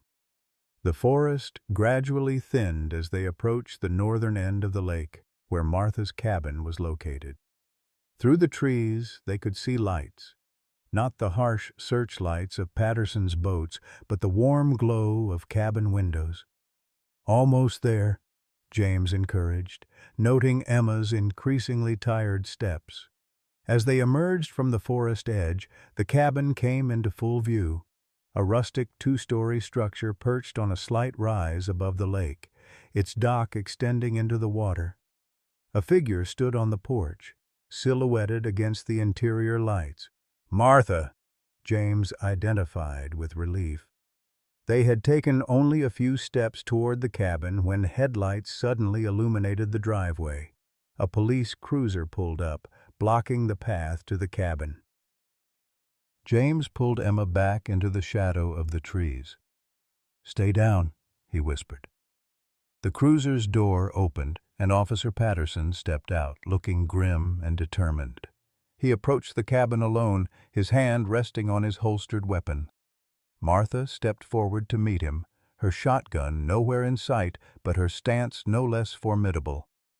"Officer Patterson," they heard her say, voice carrying clearly in the night air. "Back so soon?" "We know they're heading this way, Mrs. Wilson," Patterson replied. "Lawrence and his daughter were spotted leaving the boathouse 20 minutes ago." James tensed. Someone had seen them after all. "If you're harboring fugitives," Patterson began. Fugitives? Martha interrupted sharply. Emma Lawrence is a 12-year-old child and her father is a decorated military officer. Neither has been charged with any crime. Colonel Lawrence assaulted Officer Reynolds and interfered with a police investigation, Patterson countered. And we have a valid court order regarding temporary custody of the minor. A court order signed by Judge Harmon, who's currently being questioned by state police about his connections to Aegis, Martha replied smoothly. I just got off the phone with the state attorney general's office. That custody order has been suspended pending review. Patterson's posture stiffened. You're interfering with police business, Mrs. Wilson. And you're trespassing on private property without a warrant, Martha shot back. I may be 82 years old, Officer Patterson, but I still remember the law I enforced for 30 years with the FBI. From their hiding place, James could see Patterson's internal struggle, the realization that his position was rapidly deteriorating as outside authorities closed in on Aegis. This isn't over, Patterson finally said, backing toward his cruiser. On that point, we agree, Martha replied coldly. As Patterson drove away, James waited several minutes to ensure he wasn't doubling back before finally leading Emma toward the cabin. Martha spotted them immediately, hurrying down the porch steps to meet them. Thank God, she murmured, embracing Emma before looking up at James. We've been worried sick. Patterson? James asked, glancing in the direction the cruiser had gone. Heading back to town, but he won't go far, Martha predicted. He's desperate. The state police have Reynolds in custody, and they've been questioning him for hours. Inside the cabin, they found Catherine Reynolds pacing anxiously, relief flooding her features at the sight of Emma. You're safe, she breathed. We heard them talking on the police scanner. They said they had you surrounded on the island. A fortunate misunderstanding, James explained, helping Emma into a chair. She was nearly asleep on her feet, the night's adventures finally catching up with her. We've found something at the boathouse, James continued, removing the waterproof container from inside his shirt. Reynolds's insurance policy against his Aegis superiors. Martha examined the contents, her experienced eyes widening at what she saw. This is comprehensive. Names, dates, operations, photographs of meetings, everything needed to dismantle Aegis entirely. Catherine looked over Martha's shoulder, her expression hardening as she recognized faces in the photographs. There's Blake, with the judge who gave him custody of Tyler, and the psychologist who testified I was unstable. Her voice caught. They were all part of it. We need to get this to the state police immediately, Martha decided. But first, let's get you two dry and warm. Emma looks ready to collapse. Indeed, Emma's eyes were drooping, her head nodding forward despite her evident attempt to stay awake. Come on, sweetheart, Catherine said gently. Let's find you some dry clothes while your dad and Martha make a plan. Emma allowed herself to be led upstairs, pausing only to look back at James. Apollo says we're safe now, Daddy. The truth is out. After Emma had changed into dry clothes and fallen asleep in one of the cabin's bedrooms, James joined Martha and Catherine in the living room, where they were examining the evidence more thoroughly. This goes deeper than we thought, Martha said grimly. Aegis wasn't just targeting military families or minorities moving into Oak Ridge. They were systematically controlling who could live in the community, using police harassment, manipulated court actions, even property damage to drive away undesirables. And Reynolds documented all of it, James observed. Blake was always meticulous, Catherine confirmed. It was one of his more useful traits as a police officer. He documented everything, probably to protect himself if things went wrong. Which they have, Martha said with grim satisfaction. James's phone rang, Officer Parker calling. Colonel, where are you? The young officer asked without preamble. Somewhere safe, James replied cautiously. Why? State police just issued warrants for Patterson and 3 other Aegis officers. They're cornered and desperate. There's chatter on the private channels about Martha Wilson's cabin. James tensed. They're coming here. Multiple vehicles, heavily armed. They're abandoning protocol completely, talking about creating a self-defense scenario. The implication was clear. They planned to eliminate witnesses and claim they had been attacked. With Reynolds in custody and the evidence mounting, Aegis was making a final, desperate stand. "How long do we have?" James asked, already moving toward the window to check sight lines and defensive positions. 20 minutes, maybe less," Parker replied. "State police are mobilizing, but they're scattered across the county dealing with other Aegis members. Get here if you can," James instructed. "We'll need backup." After ending the call, he turned to Martha and Catherine. "We need to move. Patterson and other Aegis officers are on their way here, armed and desperate." Martha's expression hardened. "I've dealt with desperate men with guns before." She moved to a cabinet, removing her shotgun and checking its load. "This cabin has withstood worse threats." "No," James said firmly. "We're not making a stand here. Emma's safety is the priority. We need to get her and this evidence away before they arrive." "The boat dock," Catherine suggested. "My cousin has a cabin across the lake." "We could take Martha's boat." Martha shook her head. "They'll be watching the water. That's the first place they'll look." James considered their options, the tactical part of his mind mapping escape routes, choke points, and defensive positions. "Now there's a service road behind the cabin that connects to the state forest access roads. It's rough but passable. If we can reach my SUV—" "Your SUV is still at my house in town," Martha reminded him. "And they'll have the roads blocked anyway," Catherine added. James's mind raced. They needed transportation, a way past roadblocks, and enough time to reach state police protection. A sound from upstairs interrupted his planning. Emma's frightened voice. "Daddy!" James took the stairs two at a time, finding Emma sitting upright in bed, her eyes wide with fear. "Apollo says they're coming, lots of them with guns." "I know, sweetheart," James said, sitting beside her on the bed. "We're leaving now." Emma clutched his arm. "Not by the road. They're already there, hiding in the trees. Apollo saw them." James felt that familiar chill again. How could Emma know where Aegis officers were positioned? "Where should we go then?" he asked, deciding to trust her inexplicable knowledge once more. "The old mining tunnel," Emma said confidently. "Behind the woodshed. Apollo says it comes out near the ranger station." James looked to Martha, who had followed him upstairs. "Mining tunnel?" The elderly woman's expression registered surprise. "There is an old mining tunnel from the 1890s gold rush. My Harold used to explore it.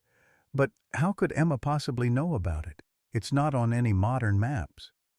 Emma touched Apollo's tags. "Apollo showed me. In my dreams." There was no time to question the source of Emma's knowledge. If Aegis officers were already positioned on the access road, the tunnel might be their only escape route. "How far to the ranger station?" James asked Martha. "About 2 miles through the tunnel. It's a straight shot, well reinforced. Harold made sure of that. He was something of an amateur mining historian." "Let's go," James decided. "We'll take the evidence, minimal supplies, and move fast." As they prepared to leave, gathering flashlights, water, and securing the evidence in a backpack, headlights appeared on the distant access road, multiple vehicles approaching the cabin. "They're early," Martha observed grimly. James lifted Emma into his arms. "Show us this tunnel entrance, sweetheart." Emma pointed toward the back of the property. "Behind the woodshed, under the big rock that looks like a turtle." They slipped out the cabin's rear door, staying low and using the shadows for cover as they made their way to the dilapidated woodshed. Behind it, partially hidden by overgrown vegetation, was a large rock formation that did indeed resemble a turtle. Martha pushed aside the stone with surprising strength for her age, revealing a dark opening about 4 feet high. Harold kept it maintained until his passing, should still be sound. James hesitated, looking at the black void. Sending his daughter into an abandoned mining tunnel went against every protective instinct he possessed. But the alternative, facing multiple armed Aegis officers determined to eliminate witnesses, was worse. "I'll go first," he decided, clicking on the most powerful flashlight. Emma follows, then Catherine, with Martha bringing up the rear. The sound of car doors slamming in the distance accelerated their timeline. Without further discussion, James ducked into the tunnel entrance, turning to help Emma through after him. The passage was narrow but taller than it appeared from outside, enough for an adult to walk slightly stooped. The walls were lined with old timber supports, remarkably well preserved considering their age. Harold replaced the original supports with treated lumber in the 1980s, Martha explained as she pulled the turtle rock partially back into position behind them, concealing the entrance from casual observation. "Said if it was good enough for the miners, it was good enough for a proper bug-out route." "Bug-out route?" Catherine questioned, as they began moving deeper into the tunnel. "My husband didn't trust the government much after what he saw in Vietnam," Martha said simply. "He liked having escape options." They moved as quickly as safety allowed, James's flashlight illuminating the way ahead, while Martha's covered their rear. The tunnel descended gradually, the air growing cooler but remaining surprisingly fresh thanks to natural ventilation shafts that occasionally appeared overhead. "How did Apollo know about this place?" Catherine asked Emma quietly as they walked. Emma's response was matter-of-fact. "He knows lots of things now. Things he couldn't tell me before." The simple childish certainty in her voice silenced further questions. Whether Emma's knowledge came from overhearing adult conversations, remarkable intuition, or something more mysterious seemed less important than the fact that it was saving their lives. They had been walking for perhaps 20 minutes when a distant sound echoed through the tunnel behind them, voices, faint but unmistakable.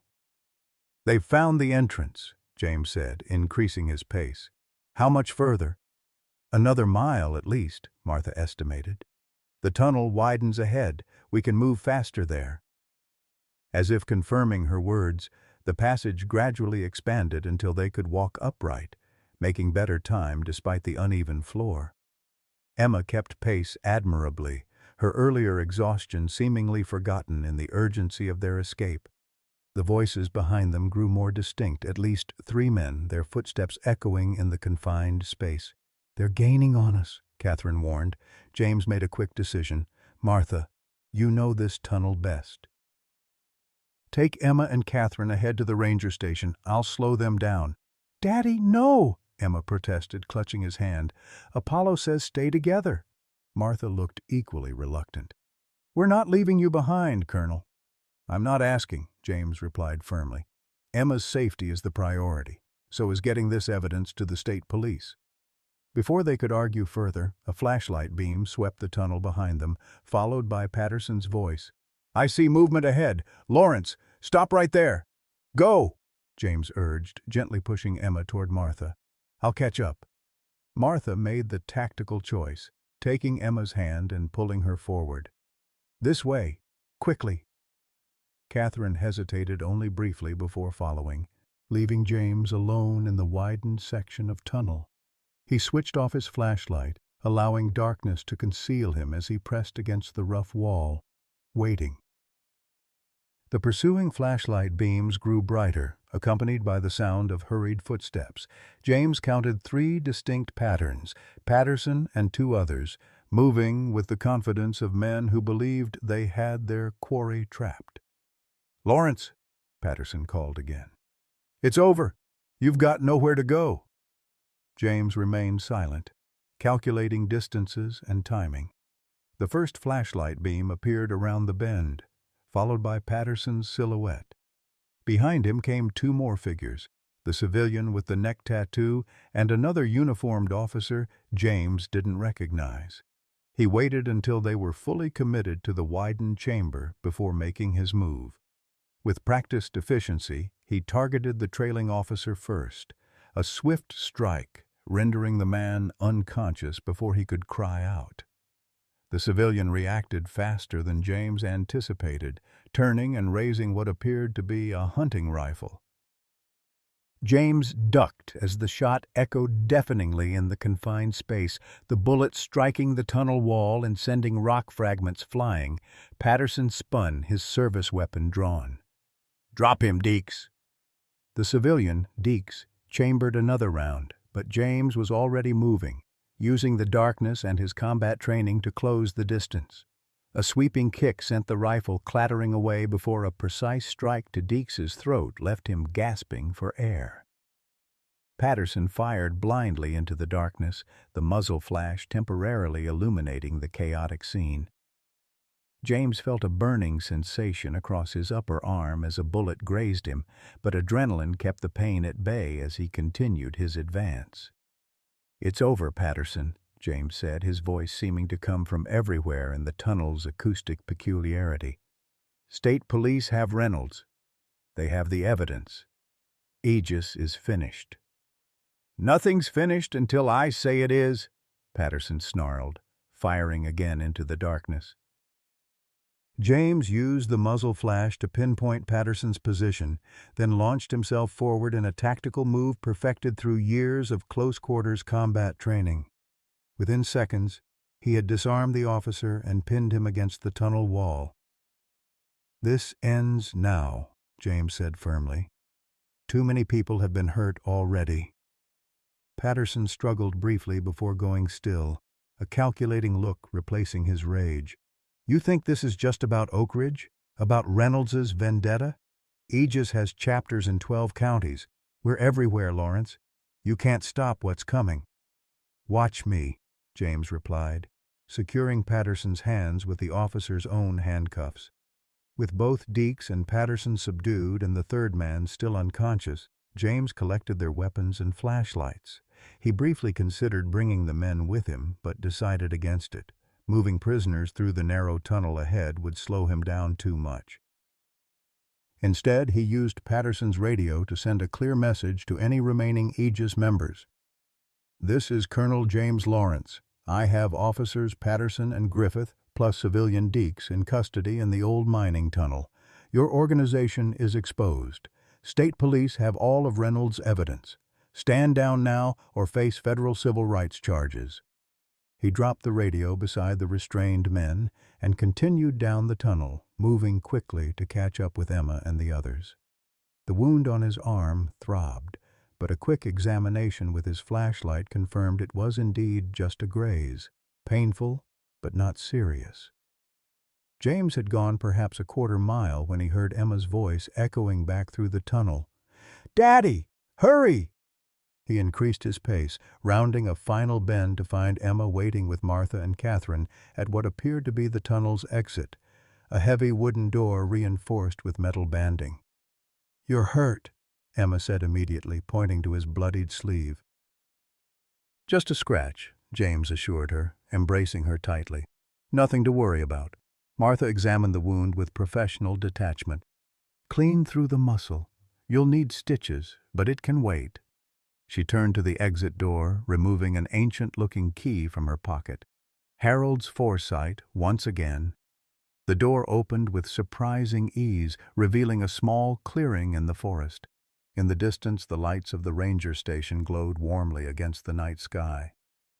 "State Police?" James asked as they emerged from the tunnel. Martha held up her cell phone, which now had signal. "Called them while waiting for you. They're meeting us at the ranger station. And Colonel," she smiled slightly, "Reynolds broke. He's giving them everything on Aegis in exchange for consideration in his sentencing." James felt a weight lifting from his shoulders. The immediate danger was passing. Justice was in motion, and most importantly, Emma was safe. As they walked toward the ranger station, Emma slipped her small hand into his. "Apollo says it's almost over, Daddy. The bad men can't hurt anyone else now." James squeezed her hand gently. "I think Apollo is right." At the ranger station, they found state police officers waiting with Officer Parker, who looked relieved to see them all safe. The evidence was transferred to state custody. Formal statements were taken, and James's arm was properly bandaged by a paramedic.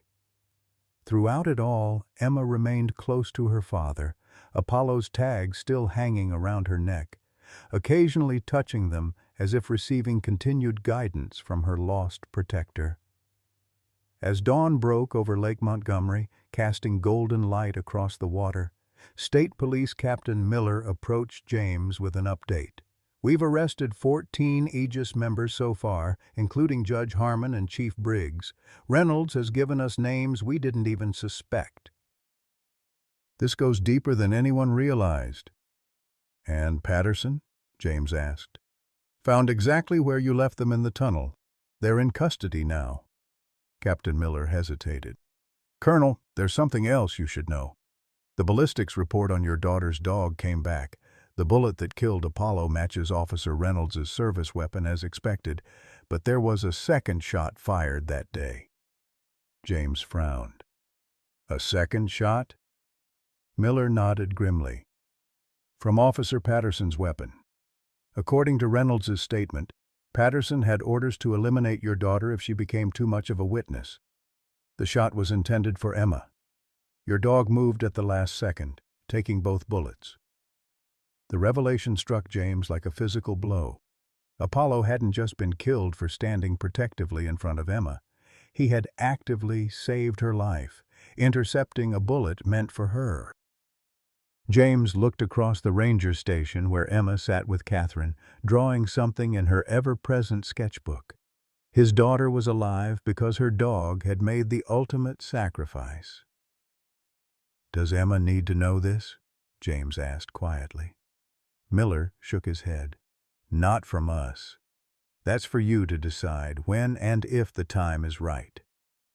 As the state police prepared to transport them back to town, Emma approached her father holding out her completed drawing. It showed Apollo rendered with remarkable detail for a 12-year-old artist, standing protectively between a small girl and shadowy figures. "Apollo says he'll always protect me," Emma said simply, "even when we can't see him." James studied the drawing, then looked into his daughter's eyes, eyes that held grief but also a profound understanding beyond her years. "I believe he will, sweetheart," he said softly. "Some bonds can't be broken, not even by death." Emma nodded solemnly, touching Apollo's tags one last time. "That's what love is, Daddy. It doesn't end. It just changes form." 3 months had passed since the night in the mining tunnel. Autumn had given way to early winter, painting Oak Ridge in muted colors and morning frost. The town itself had changed, subtly at first, then more profoundly as the Aegis investigation widened, revealing corruption that had seeped into nearly every aspect of local governance. James stood at the edge of their backyard, watching Emma kneel beside the small granite marker that commemorated Apollo. Fresh flowers lay against the stone despite the cold weather, their bright colors a stark contrast to the dormant grass surrounding them. "She still visits him every day," Martha Wilson observed, joining James with 2 steaming mugs of coffee. She handed one to him before following his gaze to where Emma sat cross-legged, apparently talking to the memorial stone. "The therapist says it's healthy," James replied, accepting the coffee gratefully. "Part of her processing everything that happened." Martha nodded thoughtfully. "Some bonds don't break easily, nor should they." In the weeks following the arrests of Reynolds, Patterson, and the other Aegis members, Oak Ridge had undergone a remarkable transformation. With Chief Briggs removed and half the police force either arrested or resigned, the state police had stepped in to maintain order while reforms were implemented. Thomas Parker had been appointed interim deputy chief, his testimony against Aegis earning him respect from the community and his fellow officers alike. Judge Harmon and 3 other county officials faced federal civil rights charges. Reynolds himself had been convicted on multiple counts after his plea agreement, his cooperation reducing his sentence but not eliminating it. The evidence from the boathouse, Apollo's final gift as Emma insisted on calling it, had proven devastating to the Aegis network, exposing operations in communities throughout the state. "How's the arm?" Martha asked, nodding toward James's left sleeve where the bullet graze had long since healed. "Good as new," he assured her. "Barely even a scar." The physical wounds had indeed healed quickly. The emotional ones, particularly Emma's, had proven more resilient. For weeks after Apollo's death, she had experienced nightmares, waking in tears and calling for her dog. Dr. Bennett, her therapist, had worked with her consistently, helping her process both the trauma of witnessing Apollo's death and the subsequent events at the lake. Emma's continued insistence that Apollo guided her through those dangerous days had initially concerned both James and Dr. Bennett. But the therapist had eventually come to see it as a healthy coping mechanism, especially given the uncanny accuracy of Emma's messages from Apollo. Some children develop internal guides to help them through trauma, Dr. Bennett had explained. Emma has created a continuing bond with Apollo that provides her comfort and security, as long as it doesn't prevent her from engaging with reality or forming new attachments. It can be a positive part of her healing process. And healing she was. Slowly but steadily, Emma had begun to re-engage with life. She had returned to school, resumed her interest in astronomy, and even started to make friends in their neighborhood, something she had struggled with before Apollo's death. "There's someone I'd like you and Emma to meet," Martha said, interrupting James's reflections. "If you're open to it." James raised an eyebrow questioningly. "Catherine Reynolds has been volunteering at the county animal shelter," Martha continued. "There's a dog there, a German Shepherd mix about a year old. Former service dog trainee who didn't quite make the program but fully trained in basics. Catherine says she reminds her of Apollo." James watched Emma at the memorial stone, uncertainty crossing his features. "I don't know, Martha. It might be too soon. I wouldn't want Emma to think we're trying to replace Apollo." "No one could replace Apollo," Martha agreed. "But Catherine mentioned something interesting. This dog. Her name is Stella. She specializes in detecting anxiety and emotional distress. Sound familiar?" James felt a strange chill that had nothing to do with the December air. "That's quite a coincidence." Martha's eyes twinkled knowingly. "I've lived long enough to question whether some coincidences are really coincidences at all. Maybe just go see her. No commitment. Just a visit." Later that afternoon, James and Emma stood outside the county animal shelter, Emma's hand tight in his. "We're just looking," James reminded her gently. "No pressure at all." Emma nodded, though her expression remained guarded. She had been hesitant when James first suggested the visit, touching Apollo's tags reflexively before finally agreeing. Inside, Catherine Reynolds greeted them warmly. The past months had been transformative for her as well. The exposure of Aegis had validated her long-ignored claims about Blake's abuses of power, including his manipulation of the custody proceedings that had taken her son from her. Though nothing could bring Tyler back, Catherine had found purpose in helping other families affected by Aegis and, more recently, in her work with the animal shelter. "Thank you for coming," she said, leading them through the facility. "She's in a separate area. We keep the special needs and special training dogs apart from the general population." They followed Catherine to a quieter section of the shelter, where larger kennels housed dogs with specific requirements. She stopped before one where a young female German Shepherd mix sat watching them attentively. Unlike Apollo's pure silver-tipped coat, Stella was predominantly tan with black markings and a distinctive white star on her chest. Her ears stood perfectly erect, her amber eyes intelligent and assessing as she observed the newcomers without barking or showing excitement. She was being trained for anxiety detection work with veterans, Catherine explained, but she failed the final certification because she bonded too strongly with her primary trainer. Wouldn't work as effectively with others. James observed the dog's calm demeanor and alert posture, hallmarks of quality training. Emma, however, remained slightly behind him, not approaching the kennel. "Would you like to meet her?" Catherine asked Emma directly. "She's very gentle." Emma hesitated, her hand going to Apollo's tags as it often did when she was uncertain. After a moment, she nodded silently. Catherine opened the kennel door, attaching a leash to Stella's collar before leading her out. The dog sat obediently, making no move toward Emma, but watching her with unmistakable interest. "You can approach her if you'd like," Catherine encouraged. "Let her sniff your hand first." Emma took a small step forward, then stopped. "I don't want Apollo to think I don't love him anymore," she whispered to James. James knelt beside his daughter. "Sweetheart, loving someone new doesn't mean you love Apollo any less. Remember what Mom used to say about love?" Emma nodded slowly. "That it's not like a pie that gets smaller with each slice. It's like a light that only gets brighter when it's shared." "Exactly," James affirmed. "Apollo would want you to be happy.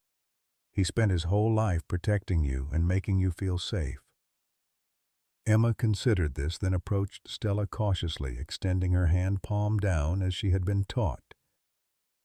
The dog sniffed her fingers gently, then did something unexpected. She lowered her head and pressed it against Emma's palm, exactly as Apollo had done when they first met. James saw Emma's eyes widen in recognition. Without prompting, Stella moved closer, positioning herself at Emma's side in a gesture of unmistakable companionship. She feels like Apollo," Emma whispered, her free hand instinctively moving to stroke the dog's head. Catherine smiled. Service dogs are trained to provide physical pressure against anxiety. It's called deep pressure therapy. Apollo would have learned that technique, and so has Stella. As they watched, Stella gently leaned against Emma's legs, providing the comforting pressure that Apollo had once offered during moments of distress. Emma's hand moved to the dog's fur, fingers threading through it with growing confidence. "She's not trying to be Apollo," Catherine observed softly. "But she might be able to help in some of the same ways." James watched the interaction carefully, noting Emma's gradually relaxing posture and the dog's attentive response to each subtle change in his daughter's demeanor. There was something both familiar and new in their connection, not a replacement for what was lost, but perhaps the beginning of something different yet equally meaningful. "What do you think, Emma?" he asked. "Would you like to spend more time with Stella? Maybe have her visit our house?" Emma looked up, her expression thoughtful. After a moment, she removed Apollo's tags from around her neck and held them in her palm, studying them intently. "Apollo says it's okay," she said finally, with the simple certainty that still occasionally startled James. "He says Stella needs us as much as we need her." Catherine exchanged a glance with James, both adults moved by the child's perception. "Stella has been waiting for the right family," Catherine confirmed. "She's very particular about who she bonds with." Later that day, Stella accompanied them home for what the shelter called a trial visit. The dog moved through the house with curious dignity, sniffing each room thoroughly but respectfully, as if learning the geography of her potential new home. When they reached Emma's bedroom, Stella paused at the foot of the bed where Apollo's old cushion still lay untouched since his death. The dog looked at Emma questioningly. "That was Apollo's place," Emma explained seriously. "But we can get you your own bed." As if understanding, Stella moved away from Apollo's cushion, instead settling on the rug near Emma's desk, close but not presuming to take Apollo's position. That evening, as James prepared dinner, he watched through the window as Emma took Stella to Apollo's memorial stone in the backyard. The girl knelt beside the marker, apparently making introductions. To James's surprise, Stella sat with unusual stillness, her attention fixed on the stone as if she too were paying respects. Not trying to replace you, just making room for one more in our family, James murmured, echoing what he imagined Emma might be saying. 2 weeks later, after several successful visits, they made it official. Stella joined the Lawrence family with a simple adoption ceremony at the shelter, Catherine presiding with evident satisfaction. As they signed the final papers, Emma carefully removed Apollo's ID tag from her collection and attached it to Stella's new collar alongside her own identification. "So Apollo can help guide her too," Emma explained when James questioned the gesture. On Christmas morning, James woke to find Emma's bed empty. Momentary panic subsided when he heard soft voices from the backyard. Looking through the window, he saw Emma sitting beside Apollo's memorial stone, Stella at her side, both of them dusted with the season's first real snowfall. "I think he would have liked her," Martha observed, appearing beside James with her uncanny quietness. She had joined them for the holiday, her first since Harold's passing years earlier. "I think so too," James agreed. "She's not him, but she's special in her own way. Different, not lesser," Martha nodded. "A good lesson for all kinds of loss." Outside, Emma rose from the memorial, brushing snow from her knees. With a gentle command, she and Stella began walking the perimeter of the yard, the same route she had once walked with Apollo, a familiar ritual transformed rather than abandoned. James stepped onto the porch, coffee in hand, watching his daughter and her new companion. Emma's grief remained, would always remain a part of her, but it no longer consumed her. She had found a way forward that honored Apollo's memory while embracing new possibilities. "Ready for breakfast, you two?" he called. Emma turned, smiling, a genuine smile that reached her eyes, something that had been rare in the months following Apollo's death. "Coming, Daddy. Stella needs to finish her patrol first." The dog continued her circuit of the yard, alert and purposeful, before returning to Emma's side. Together, they climbed the porch steps, snow falling gently around them. "Apollo used to love the snow," Emma remarked, her voice carrying no sadness now, only fond remembrance. "What does Stella think of it?" James asked, kneeling to ruffle the dog's fur. Emma considered the question seriously. "She likes it, but differently. Apollo used to roll in it and get all covered. Stella likes to watch it fall and catch snowflakes." "Different dogs, different personalities," James observed. Emma nodded wisely. "Just like people." Inside, Martha had prepared a holiday breakfast, the kitchen warm and fragrant with cinnamon and coffee. As they settled around the table, Stella took up position beside Emma's chair, watchful but relaxed in a way that suggested she finally felt at home. The conversation flowed easily, touching on the ongoing changes in Oak Ridge, the new mayor's initiatives for community healing, Officer Parker's promotion, the dissolution of the last Aegis chapters in neighboring counties. Catherine would be joining them later for Christmas dinner, bringing news of her advocacy work with families affected by the corruption. "I was thinking," James said during a lull in the conversation, "about taking a trip this summer, the three of us." He glanced meaningfully at Stella, who perked up her ears at being included. "Where to?" Emma asked, interested. "Your mother always wanted to visit the Kennedy Space Center in Florida," James replied. "Thought it might be nice to finally make that trip, for her, and for you, with your interest in astronomy."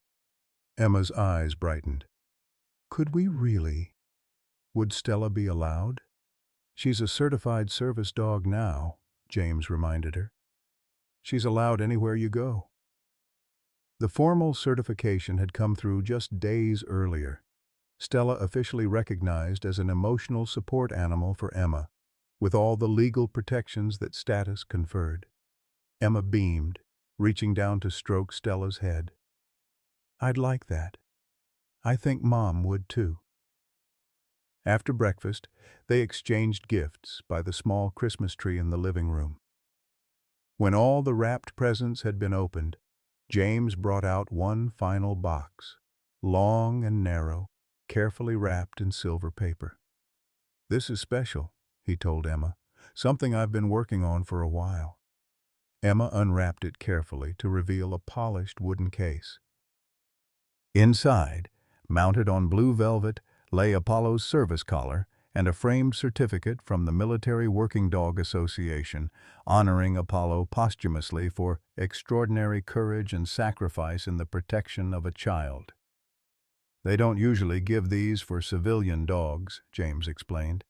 "But when they heard what happened, how Apollo saved you from that second bullet, they made an exception." Emma traced the certificate with gentle fingers, then looked up at her father. "You knew about the second bullet?" James nodded, somewhat surprised. "The ballistics report confirmed it." "How did you know?" "Apollo showed me," Emma said simply. "In my dreams, right after it happened. He pushed me out of the way. That's how I knew he was still protecting me, even after." James and Martha exchanged glances, neither quite sure how to respond to Emma's continued certainty about Apollo's spiritual guidance.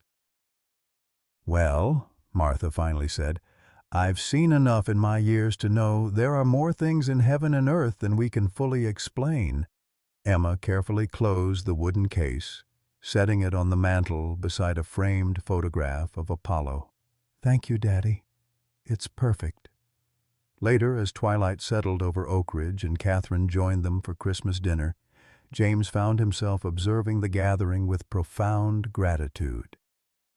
Martha and Catherine engaged in animated conversation about community reforms, Emma explaining the constellations visible in the winter sky to anyone who would listen, and Stella maintaining her quiet vigilance, occasionally leaning against Emma's leg when memories of Apollo threatened to turn bittersweet.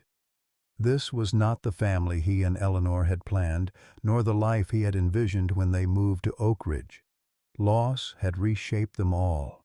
Eleanor's death, Apollo's sacrifice, the darkness they had confronted in Aegis. Yet something resilient had emerged from that crucible of grief and danger. As if sensing his thoughts, Emma approached, leaning against him in a half-hug. "Are you okay, Daddy?" James smiled, drawing her closer. "I'm good, sweetheart. Just thinking about how things change, but some things stay the same." "Like love," Emma suggested. "Exactly like love." Emma considered this, her expression thoughtful beyond her years. "Apollo taught me something important, you know, even at the very end." "What's that?" "That sometimes protecting someone means giving up everything. But if you love them enough, it's worth it." She looked up at him with clear eyes. "That's what you do too, isn't it? As a soldier." James felt his throat tighten with emotion.